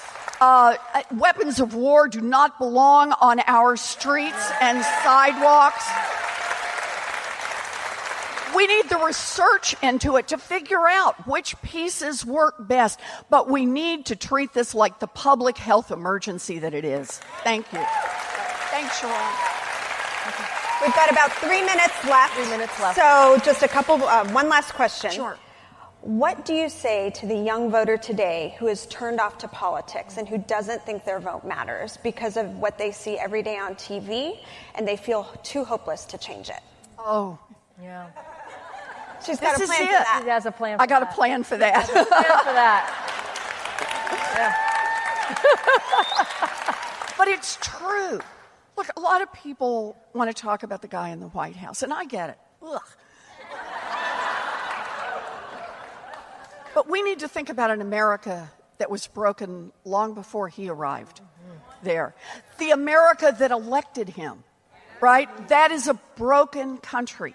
That is a country with serious problems. But here's the deal. We have the chance in 2020 to take it all and make this country work. To make it work, not just for a thin slice at the top, not just for cronies and people who are somehow in the favored group, but to make it work for all of us. And this touches the lives of every single human being. 43 million Americans have student loan debt who could see it canceled if we get that 2-cent wealth tax. 12 million children could be in high-quality child care. People could have housing. People could have a democracy that they can count on. We could really take the steps to reverse the effects of climate change, to be able to get ahead of this fight. And here's the deal. We have the power. There's more of us than there is of them. Amen. Yes. So, what it's going to take is for all of us to be in this fight, and it's both halves. I say this a lot when I'm out. We got to do both halves. We got to dream big, and we got to fight hard. That's how we're going to do it. Thank you, Senator Warren. She has a. Hey, nice to see you. Good to see you. Hey, good to see you.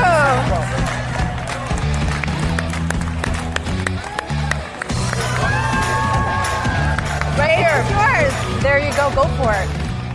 Buenas tardes. Good to see everybody. DJ Carmen, thank you for the introduction, bringing us out for the music. Corrine, Stephanie, looking forward to the conversation. And to the people of Move On, thank you for being such strong supporters of ours in Texas in 2018. You absolutely fundamentally changed the nature of democracy in our state. We had been 50th in voter turnout before 2018. And so many of you helped so many of us in Texas go to each one of the 254 counties on a bold, progressive agenda, showing up for everyone, writing nobody off, taking no one for granted. And that state and its 38 electoral college votes are now unlocked. We won more votes than any Democrat before us, won independents, 500,000 Republicans, and young voter turnout up 500% because we all did it together. So thank you. Appreciate it. Likewise. Here's my big idea.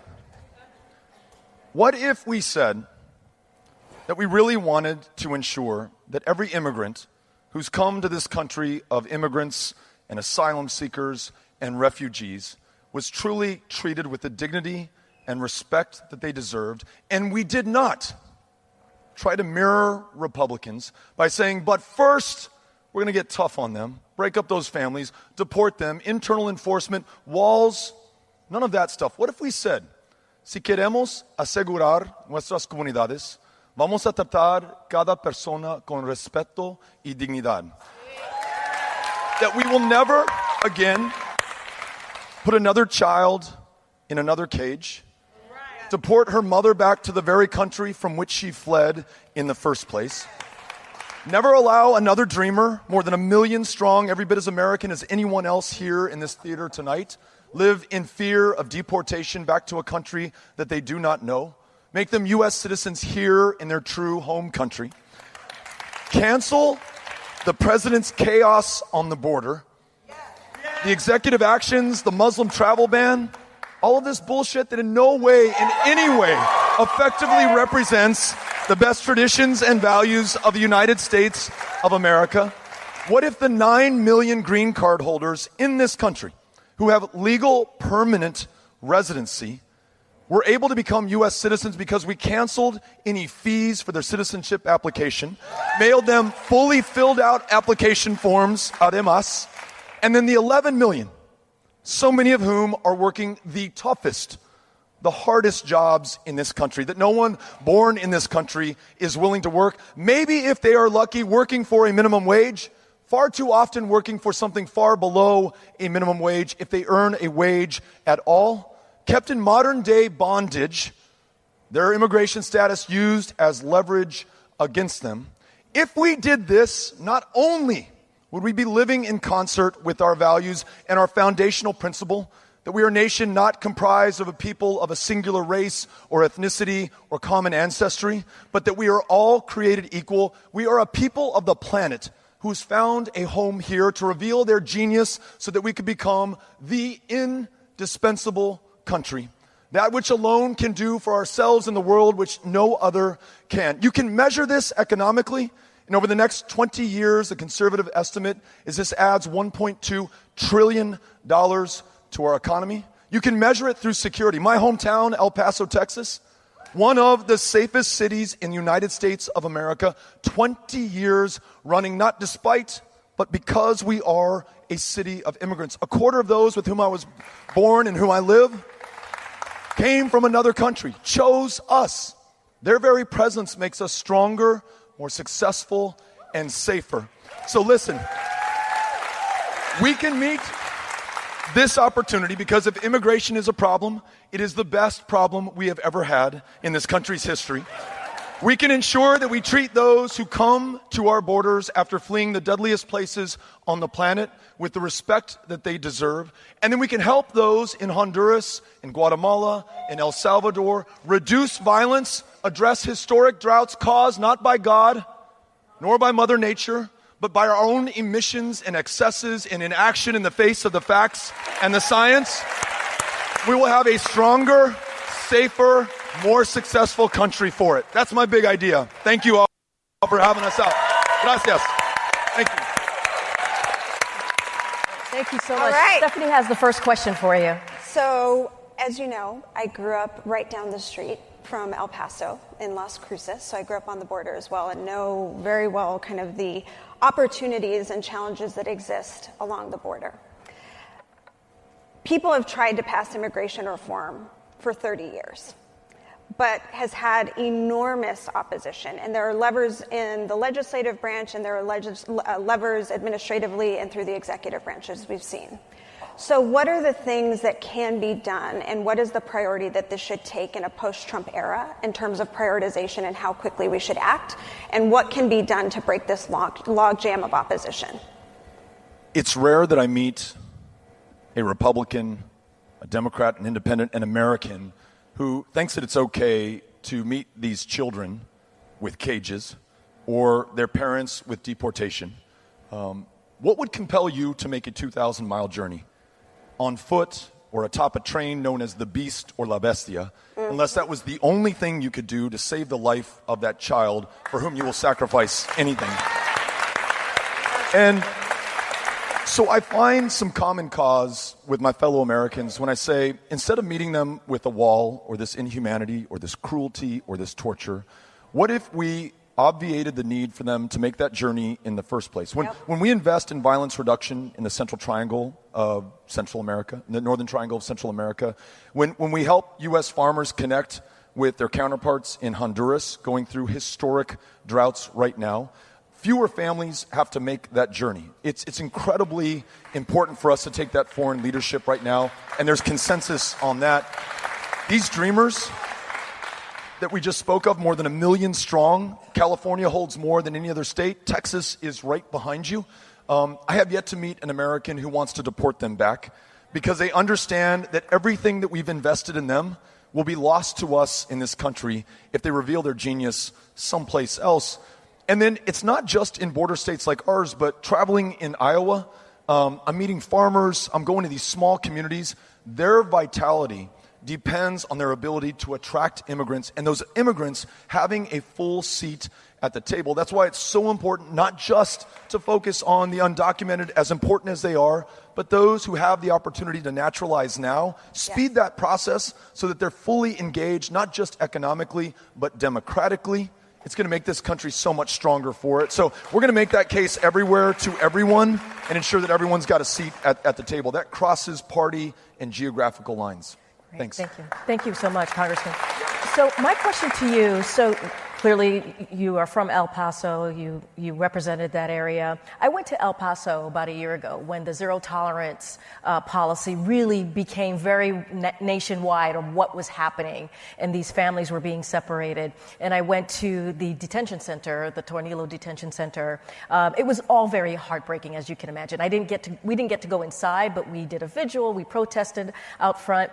And so my question to you is, if you were able to speak to a family that was being detained right now, what would you say to them? First of all, I want to say thank you for coming down to Tornillo. It's not the easiest place in the world to get to, and that's exactly why they detain those kids in those tent camps right there. But your willingness to hold vigil, to bear witness, to testify to your fellow Americans, that is what ultimately compelled the Trump administration to at least temporarily halt their family separation policy. I was able, as a member of Congress, to actually go in. So I could tell those kids in English, I could tell them in Spanish, I'm with you. I know that you are here. We're fighting for you. Imagine what it would feel like to be 10 years old, a stranger in a strange land, not to speak the language, not to know when or even if you're ever going to see your folks again, frightened out of their minds. And so for someone in a position of public trust and power to be with them and say, I am with you, and I am not going to stop until you are reunited with your family, and then to work with you and other members of MoveOn to make sure that we applied the pressure that ultimately closed down Tornillo. It no longer exists. That pressure, if we persist and keep it up, is going to make sure that we reunify those families that are still separated today. Let us not ever lose their memory or this urgency with which we must meet this challenge. And so we got to make sure that we fulfill the commitment that you and I made to those kids. We're not going to forget you. We know what is being done to you in our name, and we're going to make sure that we do this right. And so that's why I think that we can relieve the chaos this president has created on the border with far more humane, far more secure policies than what we are doing right now. Thanks. Shifting gears, Congressman, as you know, we've solicited questions from MoveOn members across the country, and this can be on any topic. So your question comes from Keisha, a MoveOn member in Missouri, who asks, do you support H.R. 40 and the equivalent bill in the Senate to study reparations for Black Americans? Absolutely. Yes. Thank you, Keisha, for the question. And if I could just very quickly, I think people like me, white men, are belatedly coming to the realization that when we're talking about justice in this country, it is not just criminal justice reform, although that is important. 2.3 million behind bars, disproportionately African-American communities of color. Too many there for possession of marijuana, a substance that is legal in most states in the country. So not only ending the war on drugs and a war that has become a war on some communities, specifically of color, not only expunging the arrest records, but understanding that the schoolhouse to jailhouse pipeline begins in kindergarten, where a child of color is 5 times as likely to be disciplined or suspended or expelled, that we have outcomes In our healthcare system, a maternal mortality crisis 3 times as deadly for women of color in this country today. In our economy, 10 times the wealth in white America than there is in black America. And this is not new, nor is it a product of Donald Trump. It is foundational to this country, how we built our wealth. So yes, H.R. 40, squarely confronting the legacy of slavery and segregation and Jim Crow and the continuing suppression that we see in America today, is fundamental to any repair of the damage that we have caused and ensuring that we do not continue to visit this same injustice on the generations to come. Thank you for asking. So, Congressman, many people believe that there is sexism currently in this election with the Democratic, the Democratic race that we're in right now. First of all, do you agree? Secondly, what do you see your role in this? And thirdly, how do you use the power that you have, right, as a cisgendered male, to fix this? Yeah. It's a great question. The answer to your first question is yes, absolutely. There's disparate treatment of these candidates. There are advantages that I have that I brought into this race that I did not earn, that were a function of circumstance and fortune and fate, being born a white man in this country. Recognizing that, listening to those who have not had the same life experiences as I have had, the same advantages that I have enjoyed, is fundamental to my ability to reflect this country, both in our campaign and in any administration that I would lead. One of the important factors in our ability, I think, to be successful is our campaign manager, Jen O'Malley Dillon, one of the most successful campaign managers in this country, who is fundamentally focused on ensuring that this campaign looks like this country, that we bring the genius, the talent, the diversity of experience to bear and ensure everyone has a seat at the table. Our cabinet will look much the same way to make sure that we're bringing everyone into the conversation, into the solutions to the challenges that we face. And we certainly have some based on how this country was founded and the disparate treatment that we still see. Yeah. Great. Last question here. We're in the Bay Area, the heart of the tech community, right? And many people believe that these companies have amassed too much power and are playing a role in our country and in our social dialogue today that is harmful. Do you agree? And what do you think could be done about this? I agree with the premise of the question. Belatedly, I think many of us have realized that people have now become the products on these social media platforms. Our private experiences, our lives are being traded and sold very often without our awareness or our permission. You add to that a Congress that has been bought and paid for by political action committees. The only way to explain in 2017, your representatives, well, maybe present company excluded, but representatives in Congress voting to allow internet service providers to sell your private browsing data, and think of the funkiest, weirdest places you've been online, to the highest bidder without your permission or your consent, signed into law by our president, totally at odds with consumer protection, with their constituents. But if you follow the dollars, who paid for that access, that influence, and those outcomes, you begin to understand what's at play. So this campaign that doesn't take a dime from a single political action committee or corporation or special interest or lobbyist will be squarely focused on people and their interests, holding these social media companies accountable for the way that they treat our private information and making sure that there are consequences and accountability and justice when they fail us. So I want to make sure that we do that in this next administration. All right. All right. Thank you, so Congressman much. O'Rourke. Thank you all very much. Gracias. Thank you. Thank you so much. You can tell Jen I said hi. I will. Yeah, good to Papua New Guinea and no other industrialized country in the world. Can you guess it? Come on, ladies. Can you guess it? Hey, leave. Ladies. We don't actually have a national paid family leave program. So let me tell you about why this is important. Because of that, we force workers every day to choose between earning a paycheck and caring for their families when they need it. And, exactly. And it is such a drag on the U.S. economy.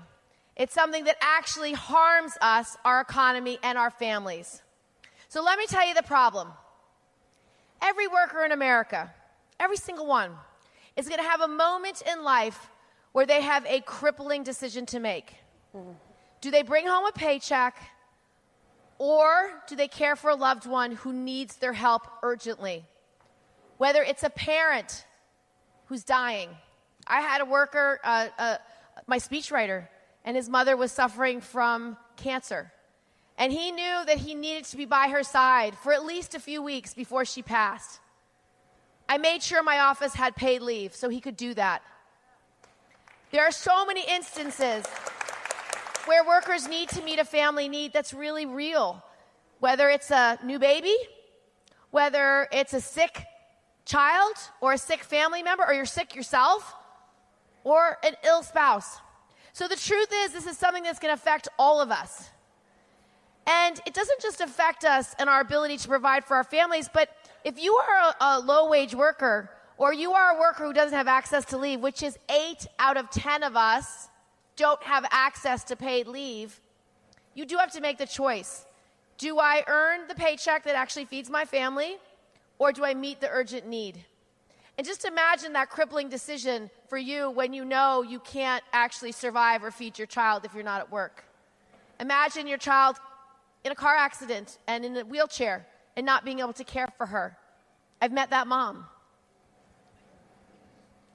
Imagine the new mom whose baby's in the ICU, holding on for her dear life and not being able to be by that infant's side. I met that mom. I can tell you this is a real problem that affects everyone. It's also a major drag on the economy.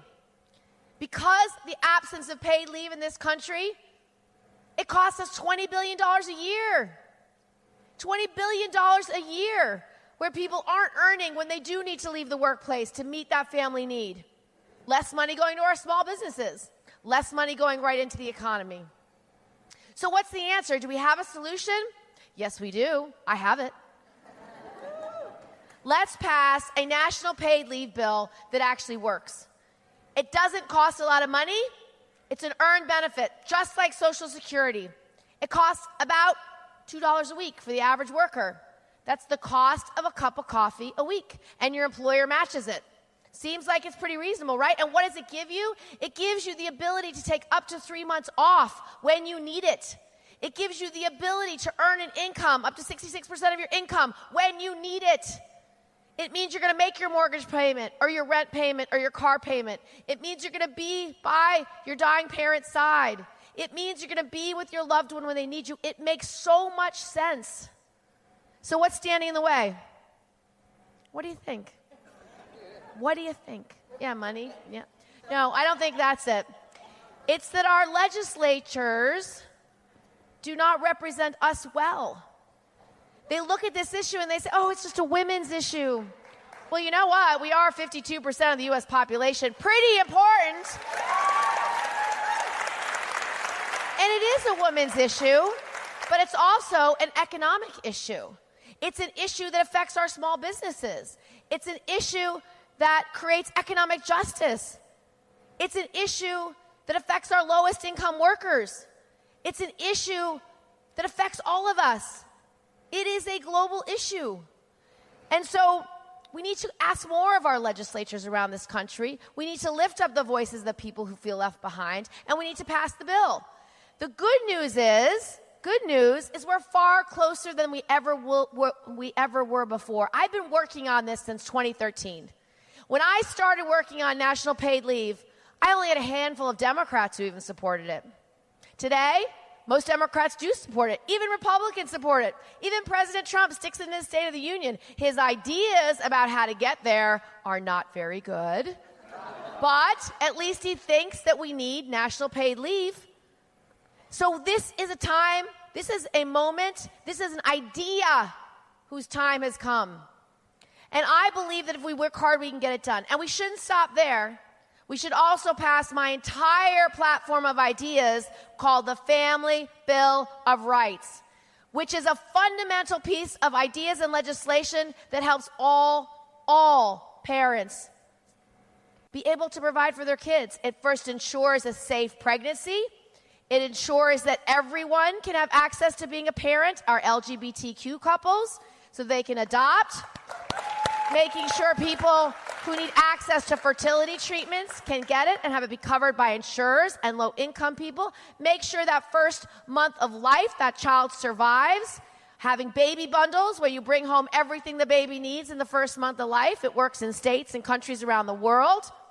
Making sure we have national paid leave, and making sure we have universal pre-K and affordable daycare. Common sense, simple solutions. So I hope you will join me in fighting for paid leave, because the truth is, it's going to happen to you.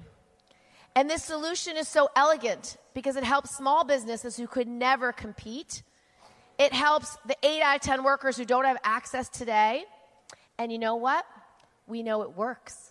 You've had paid leave in California for 10 years. When we ask businesses, how's it going? 90% have said no negative impact on the bottom line or a positive impact on the bottom line. And 99% of businesses says it improves morale and it improves retention. And for young people who have the gig economy, who are working 4 or 5 jobs, changing jobs every year, it works because you're buying in as an earned benefit your whole life, whether it's part-time, full-time, big companies, small companies. And even though states are working really hard to pass it, a small state would never have the economies of scale necessary to actually pass a paid leave bill that would work. So every state needs this, the country needs this, and you need a president of the United States who will fight for it, and as president, I will fight for it, and I will pass it into law. Stephanie has the first question. Thank you, Senator, so much for that. It's a super common sense and practical idea that you have. And as baby boomers continue to age and the caring economy is growing quickly, it's something that really needs to be figured out. But as you alluded to, is seen as a women's issue. How do we change that, and why is that? Yeah. So I don't know why it is, because I think a lot of our legislators are male. And they look at women as the caregivers, so they don't think it's an important issue necessarily. But we can change that, because they do need paid leave too. Yes. And they need access to that safety net, so when a loved one is sick, they can take time off and not be able to choose between that paycheck and their family members' lives. But you mentioned it's also a seniors issue, which I think is a group of people we should really be engaging on paid leave. For a lot of seniors, a lot of our grandparents, they have now become the primary caregivers because their daughters or sons can't take time off to meet the needs of a new baby or an infant or a loved one. And so they are forced into primary caregiving just because there's no other choice in that family. And also, also, there's a lot of seniors who would love it if their daughters or their sons could be available to actually meet their needs when they're sick or undergoing cancer treatments or need rides to the hospital or rides to the... Don't forget your jacket.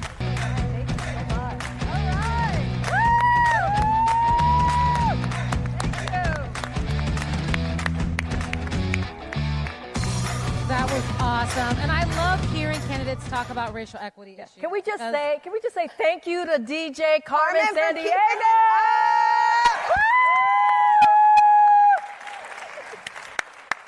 Thank you to y'all.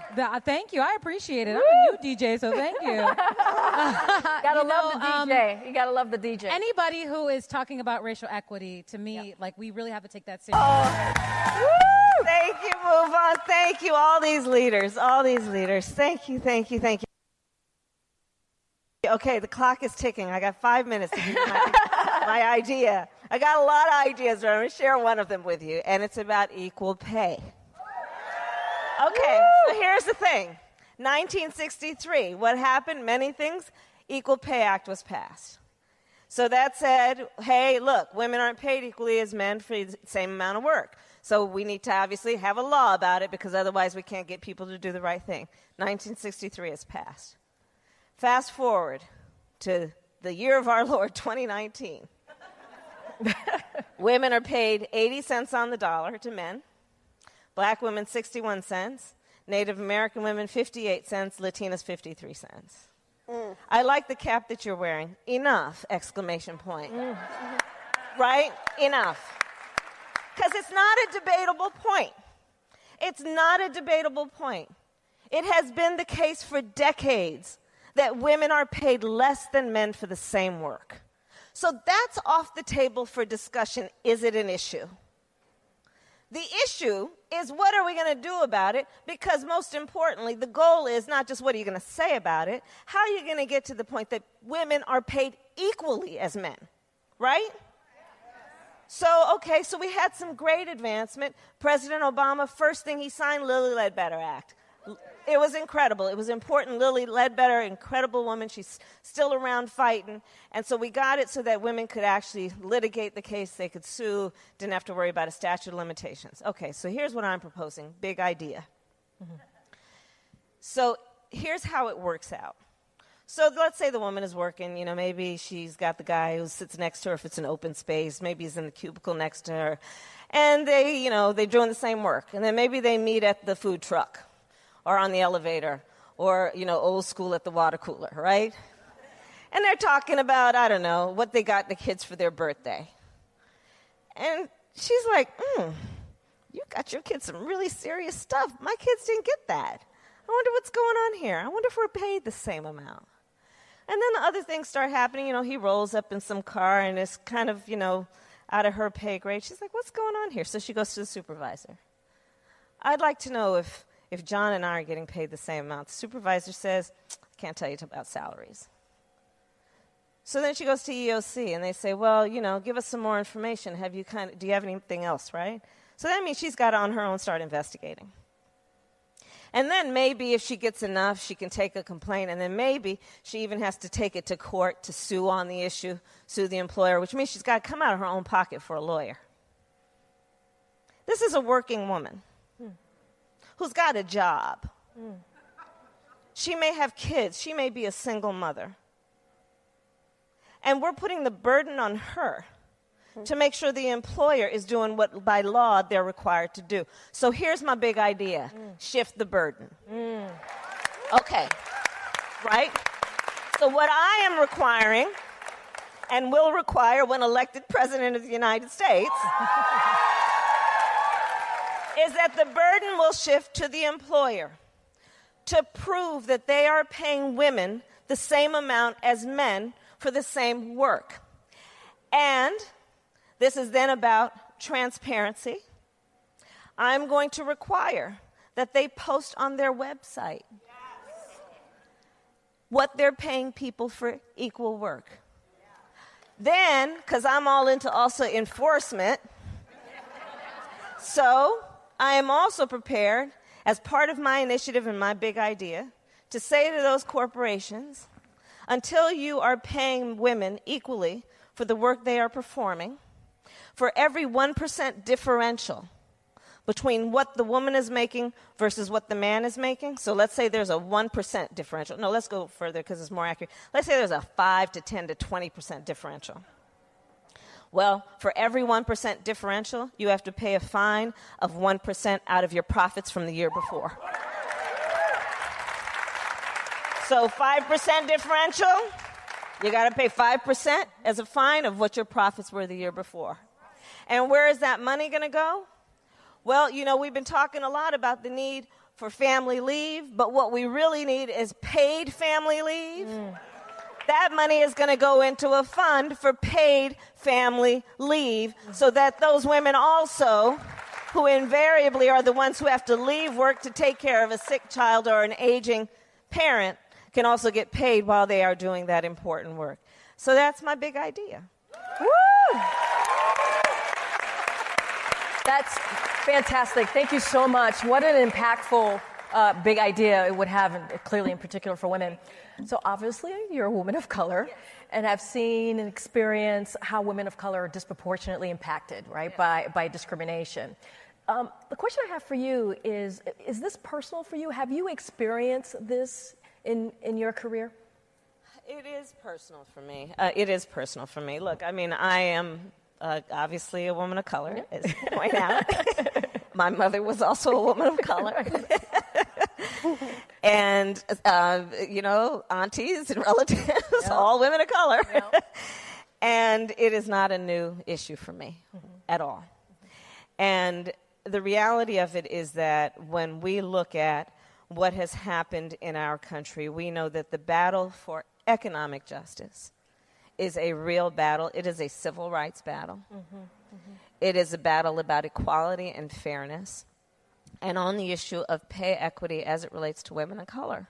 This is, look, black women, 61 cents on the dollar. Native American women, 58. Latinas, 53 cents on the dollar. Over the course of a lifetime, that results in potentially millions of dollars of lost wages for the same amount of work. And when we talk about the fact of historical bias and racism, as it relates to not only treatment and in the workplace in terms of interactions, but the inequity in terms of treatment on the paycheck, it's very real. This isn't one of the other reasons that I'm focused on this issue, and another entry point is on the issue of teacher pay. So, can I have another big idea? So my other big idea is that teachers are paid on average 11% less than similarly educated professionals. In our country, 94% of teachers in public schools come out of their own pocket to help pay for school supplies. I'm meeting teachers who are working 2 and 3 jobs to help pay the bills. And, it's clearly, one, we know that classically and historically and currently, teaching has been a job for women. It has been a woman's job. 70% of the teachers currently in public schools are women. And so when we look at the pay equity issue, let's understand that there is clearly a connection between the fact that this is a profession that has been performed by women and they're paid less than similarly educated professionals. So what I am proposing is what would, in the history of our country, be the first federal investment in closing the teacher pay gap, which is approximately $13,500 a year. $13,500 a year in most places is a year's worth of mortgage payments. $13,500 a year is a year's worth of grocery bill. That $13,500 a year is putting a significant dent in student loan debt, which is one of the biggest barriers to our students coming out of school and being able to enter this profession they may love. And let's put the context of it not only in terms of gender, but also race. Do you know that if a black child has a black teacher before the end of 3rd grade, they are 13% more likely to go to college? If a black child has had 2 black teachers by that time, you can double the number in terms of the likelihood that they will go to college. But we also know black students graduating college have greater debt than other students. So these are all correlated, these issues. Because if you combine the student loan debt with the low salary, how are we going to have black teachers, as a specific example, who want to teach, who want to engage and open up a child's mind to the wonders of science or engineering or math or art or music? How are they going to be able to afford to come out of school and do that? So all of these issues are connected. Next question, Senator. On implementation of your first big idea on the gender pay gap, not everyone works for a corporation. Yes. And a big... Hey. Hi.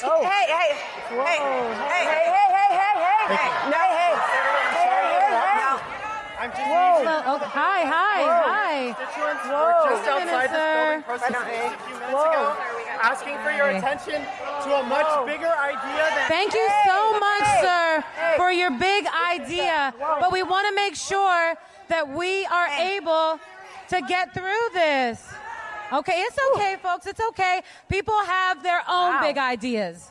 They have their own big ideas. Yeah. But we also want to make sure okay, that we are guys. being respectful to our folks that have come here to speak to us. You just got to be respectful here's to what all the folks that are coming out here. Yeah, we want that respect.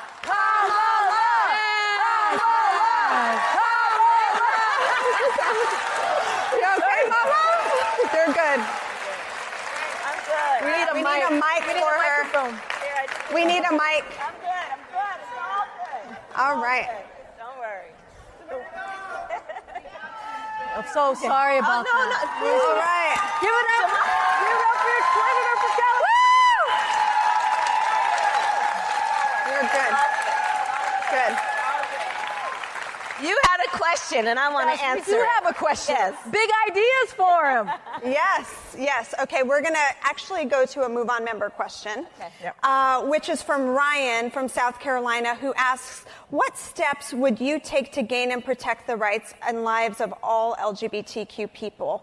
It's Pride Month here in San Francisco. It's really important with conversion therapy gaining momentum in evangelical churches and that conversation taking on more of a national conversation and the continuing rise of the murders of the transgender community, and given vocal critics of the Equality Act, what would you do to protect current and future generations of LGBTQ Americans across the nation? Yeah, that's a great question. And first of all, I'm acutely aware of it. Even when I was Attorney General of California for 2 terms, we published the hate crime statistics every year. And the level of hate that has resulted in acts of violence and sometimes lethal in proportion is not only unacceptable, but is something that we all need to be aware of in understanding that these forms of hate are very real. Yes. And we need to speak truth about it. And we need to understand that over the last couple of years, that hate has received new fuel that has been fanned by this administration. Yes. And so here's what I say. Whenever and wherever that hate displays itself, it is incumbent on all of us to stand up and speak out. And it is incumbent on all of us that whomever is the target of that hate, we must never make that person fight alone. And now I will talk about the specific issue of, in particular, what's happening with our transgender community. Years ago, when I was elected DA of San Francisco in 2003, and shortly after, we saw a series of homicides against members of the transgender community nationally. You'll remember some of them. And then there were the cases like Matthew Shepard and Gwen Rahu. And there was this thing happening in courtrooms where the killer would offer a defense. They called it the gay panic defense. Ooh. Remember that? And they would suggest to a jury that their state of mind was that basically they weren't composed at that moment. It wasn't intentional, that they panicked when they realized that the person they're with was transgender. Mm. Bogus. Mm. Bogus. Mm. So, back when I was DA of San Francisco, knowing this was happening, and also knowing that with pride, I say, we have some of the, I think, nationally and internationally best-known experts and advocates and leaders in the transgender community, I decided to create a training for prosecutors around the country to come to San Francisco. I hosted it at my alma mater at Hastings College of the Law, up the street, and brought in all these prosecutors, DAs from around the country, and we created a whole curriculum to train them on how to defeat this gay panic defense. And we brought in leaders from the transgender community to talk about what their life experience was like, to talk about what had been happening, to tell stories that many of these prosecutors never heard, but to make sure that we would understand that when any prosecutor says that they represent the people, that means they represent all people, and that all people should be treated with dignity and respect, and these issues should be known. Moving forward, I would say that we have to, transgender men in the military, we have to fight against that. Mm-hmm. The fact that these men and women have sacrificed already, and others are prepared to sacrifice their life in defense of our country, and that anyone would shut the door on them is unconscionable and unpatriotic as far as I'm concerned. And then we can go on and on about, I put this issue as so many issues that deal with hate in the context also of this. The President of the United States has so many immense powers that include the power that comes with this thing. Mm-hmm. And when this thing then is in her hands, it must be used in a way that is about elevating public discourse and used in a way that is about educating the public about things they might otherwise not know. And it must be used in a way that is not about beating people down, but about lifting people up. All right. So we've got about 3 more minutes left. I wanted to ask you about Medicare for All. As a supporter of Medicare for All, and many MoveOn members are supporters of Medicare for All, what would you say to someone that's skeptical of it? Yeah, so, okay, and there are some. Yeah. First of all, I think the greatest source of concern and fear is, will I lose my doctor? Mm-hmm. Like, if we sift through the concerns, I don't hear many people, I'm traveling the country, I don't hear many people saying, I want to keep my insurance company. Right? So true. Ain't nobody trying to fight for their insurance company. Yeah. People know their insurance company is the source of jacking up their premiums and their co-pays and their deductibles. So that's not what that's about, right? Yeah. And so the response that I offer is that you should know 91% of all doctors in our country are in Medicare right now. Mm-hmm. So the odds are very low that you would have to give up that doctor you like and you trust and that may have been the pediatrician for all of your children. You shouldn't assume that that's going to happen because it's very likely you will keep your doctor. The other piece of it is to understand that it is the insurance companies and the pharmaceutical companies that have been jacking up prices constantly. And the story I like to tell, and many of you have probably read about it. It was in the New York Times, but it's a story, and it's a story that happens all over America. So I will just adapt from that story. But the general point being, in any place in America right now or this evening, there will be a parent whose child has an uncontrollable fever, who calls the doctor or 911 and says, "What should I do?" And they tell the parent, take that child to the emergency room. Mm. So then they drive to the hospital, and they're in the parking lot of the emergency room with a hand over that child's forehead, hoping that fever is going down, while staring at the front doors of that emergency room. Because, you see, that parent has insurance. But they know as soon as they walk through those sliding glass doors, they're looking at a $5,000 copay. Mm-hmm. They have insurance. So when we talk about Medicare for All, mm-hmm. it's about taking that out of the equation. Mm-hmm. It's about putting everyone in the system. It is also on the subject of the pharmaceutical companies about saying this. It's like the reason that we support organized labor, because nobody should be made to fight alone. Right? So we don't want to require any employee to have to fight for wages and benefits against the employer. That's why we say we're going to support collective bargaining, because there is strength in the collective, especially when it is against a very powerful entity or interest. So on the issue of Medicare for All and the pharmaceutical companies, listen, their bottom line is profit, not public health. Mm-hmm. And they keep jacking up the prices. Do you know 1 in 4 diabetes patients in our country cannot afford their insulin?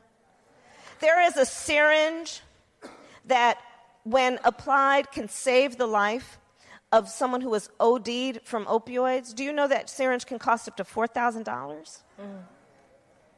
So with Medicare for All, everybody's in the same system, which means we can then collectively bargain against the pharmaceutical companies to bring the prices down. Mm-hmm. So these are all the reasons I support Medicare for All. Thank you so much, Senator. Thank you so much, Senator Harris. Give it up. Give it up for Senator Kamala Harris. And he murdered 9 people while they were worshiping. And then a couple of hours later, he was apprehended by police without incident. And it made me think, as he should be apprehended without incident, but it made me think then, what about Eric Garner? Mm. And what about Philando Castile? And what about Pamela Turner? And what about Jason Perro? And what about Tamir Rice? And what about Laquan McDonald? And what about so many others? What about Stefan Clark? And what about Antonio Arce? What about all of those young men and women whose lives were lost because of police violence? We're going to say their names.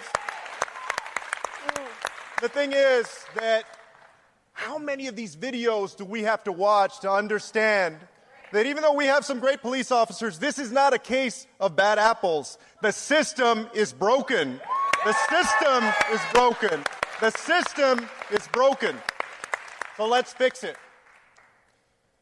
On Monday, we're going to unveil a plan to reform policing in the United States, to ensure that no matter who you are, what the color of your skin is, what neighborhood you live in, how much money you have or don't have, what you're doing in your life, walking down the block, hanging out at your house, having a barbecue in the park, going about your business, that you're treated the same under the law. And you know, Stefan Clark's story is a good example of that.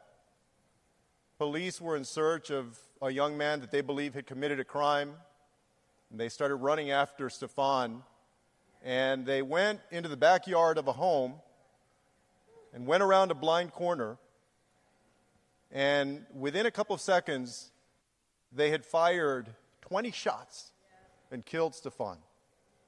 It would seem like he was at the wrong place at the wrong time, except he was in his grandmother's house, in her backyard. So how do we fix this broken system? Number one, we're going to work to end over-aggressive policing. Secondly, we're going to hold police departments and police officers accountable in this country for excessive force. And third, we're going to work to heal the divide that too often exists between communities and police. We're going to do things like demilitarize our police, stop selling them weapons of war. We're going to work with Congress to stop and frisk and racial profiling in this country. We're going to hold them accountable by passing a national use of force standard that says you can only use force if life is imminently threatened and there are no other reasonable alternatives to that force. And we're also going to track the use of excessive force by police officers, because too often times that's not reported to the FBI. It's voluntary right now. We need to make it mandatory. And we need to create a public database so that the public and departments that hire across the United States understand the track record of officers who have used excessive force. Because too often times an officer will have an incident in one department and just move on over a few miles to the next police department, and that's unacceptable. We need a way to track that and to hold officers accountable. We're also going to work to heal the divide that too often exists between police and the community. You know, we got to support organizations that are doing great work to bridge that divide. Across the bay in Oakland, Pastor Mike and his team are doing some of that work. We need to build trust with community and police by ending 287G agreements that turn local law enforcement officers into federal law enforcement officers. And we need to ensure as we go forward that we work with police departments to improve recruitment and to invest in community policing. I'm convinced that we need a president that is going to be a president for everybody, and also one that is not afraid to tackle even the toughest issues and the most controversial ones. That's why I was the first candidate to release a comprehensive immigration plan. And that's why I released an education plan about 2 weeks ago that works to dismantle the birth to school to prison pipeline so that we end the experience that too many people in this country have of ending up incarcerated without ever having a first chance in the first place. We're going to give them that first chance. We're going to make those investments, and we're going to reform policing in the United States. Thank you all very much. Thank you. Have a seat. Stephanie has the first question for you. First of all.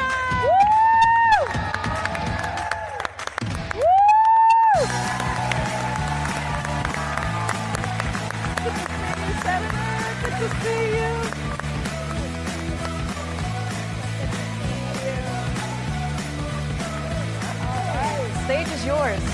Well, thank you, Move On. Thank you for your leadership. I lost my voice in a bar in Reno. Long story. But I'm gonna try my best here. We've had a great day in San Francisco, and I am excited to talk about my big idea. So all these great, I'm the last one. That's when you go, yeah. Okay, but it's important because I'm perfect for the last one. Why? Because you've heard all these great big ideas, right? Things about immigration and pay equity, and Julian just talking about criminal justice reform, and all of the work that you want to get done here when it comes to climate change, right? Well, we're not going to be able to do any of this until we take back our democracy, right? There is just no way. And you look at what has been happening in this country, right? Just this last week, the Secretary of State of Texas had to resign because he had admitted that he was part of a fraudulent scheme to push voters off the rolls, right? You look at what happened in North Carolina, where they had a bunch of stuff they did in their state that tried to get people so they couldn't vote. And a court, including some Republican judges, actually issued an opinion and said that they had discriminated with surgical precision. And then you look at what happened in Georgia, where that Secretary of State who is running for governor, 53,000 voters, he took off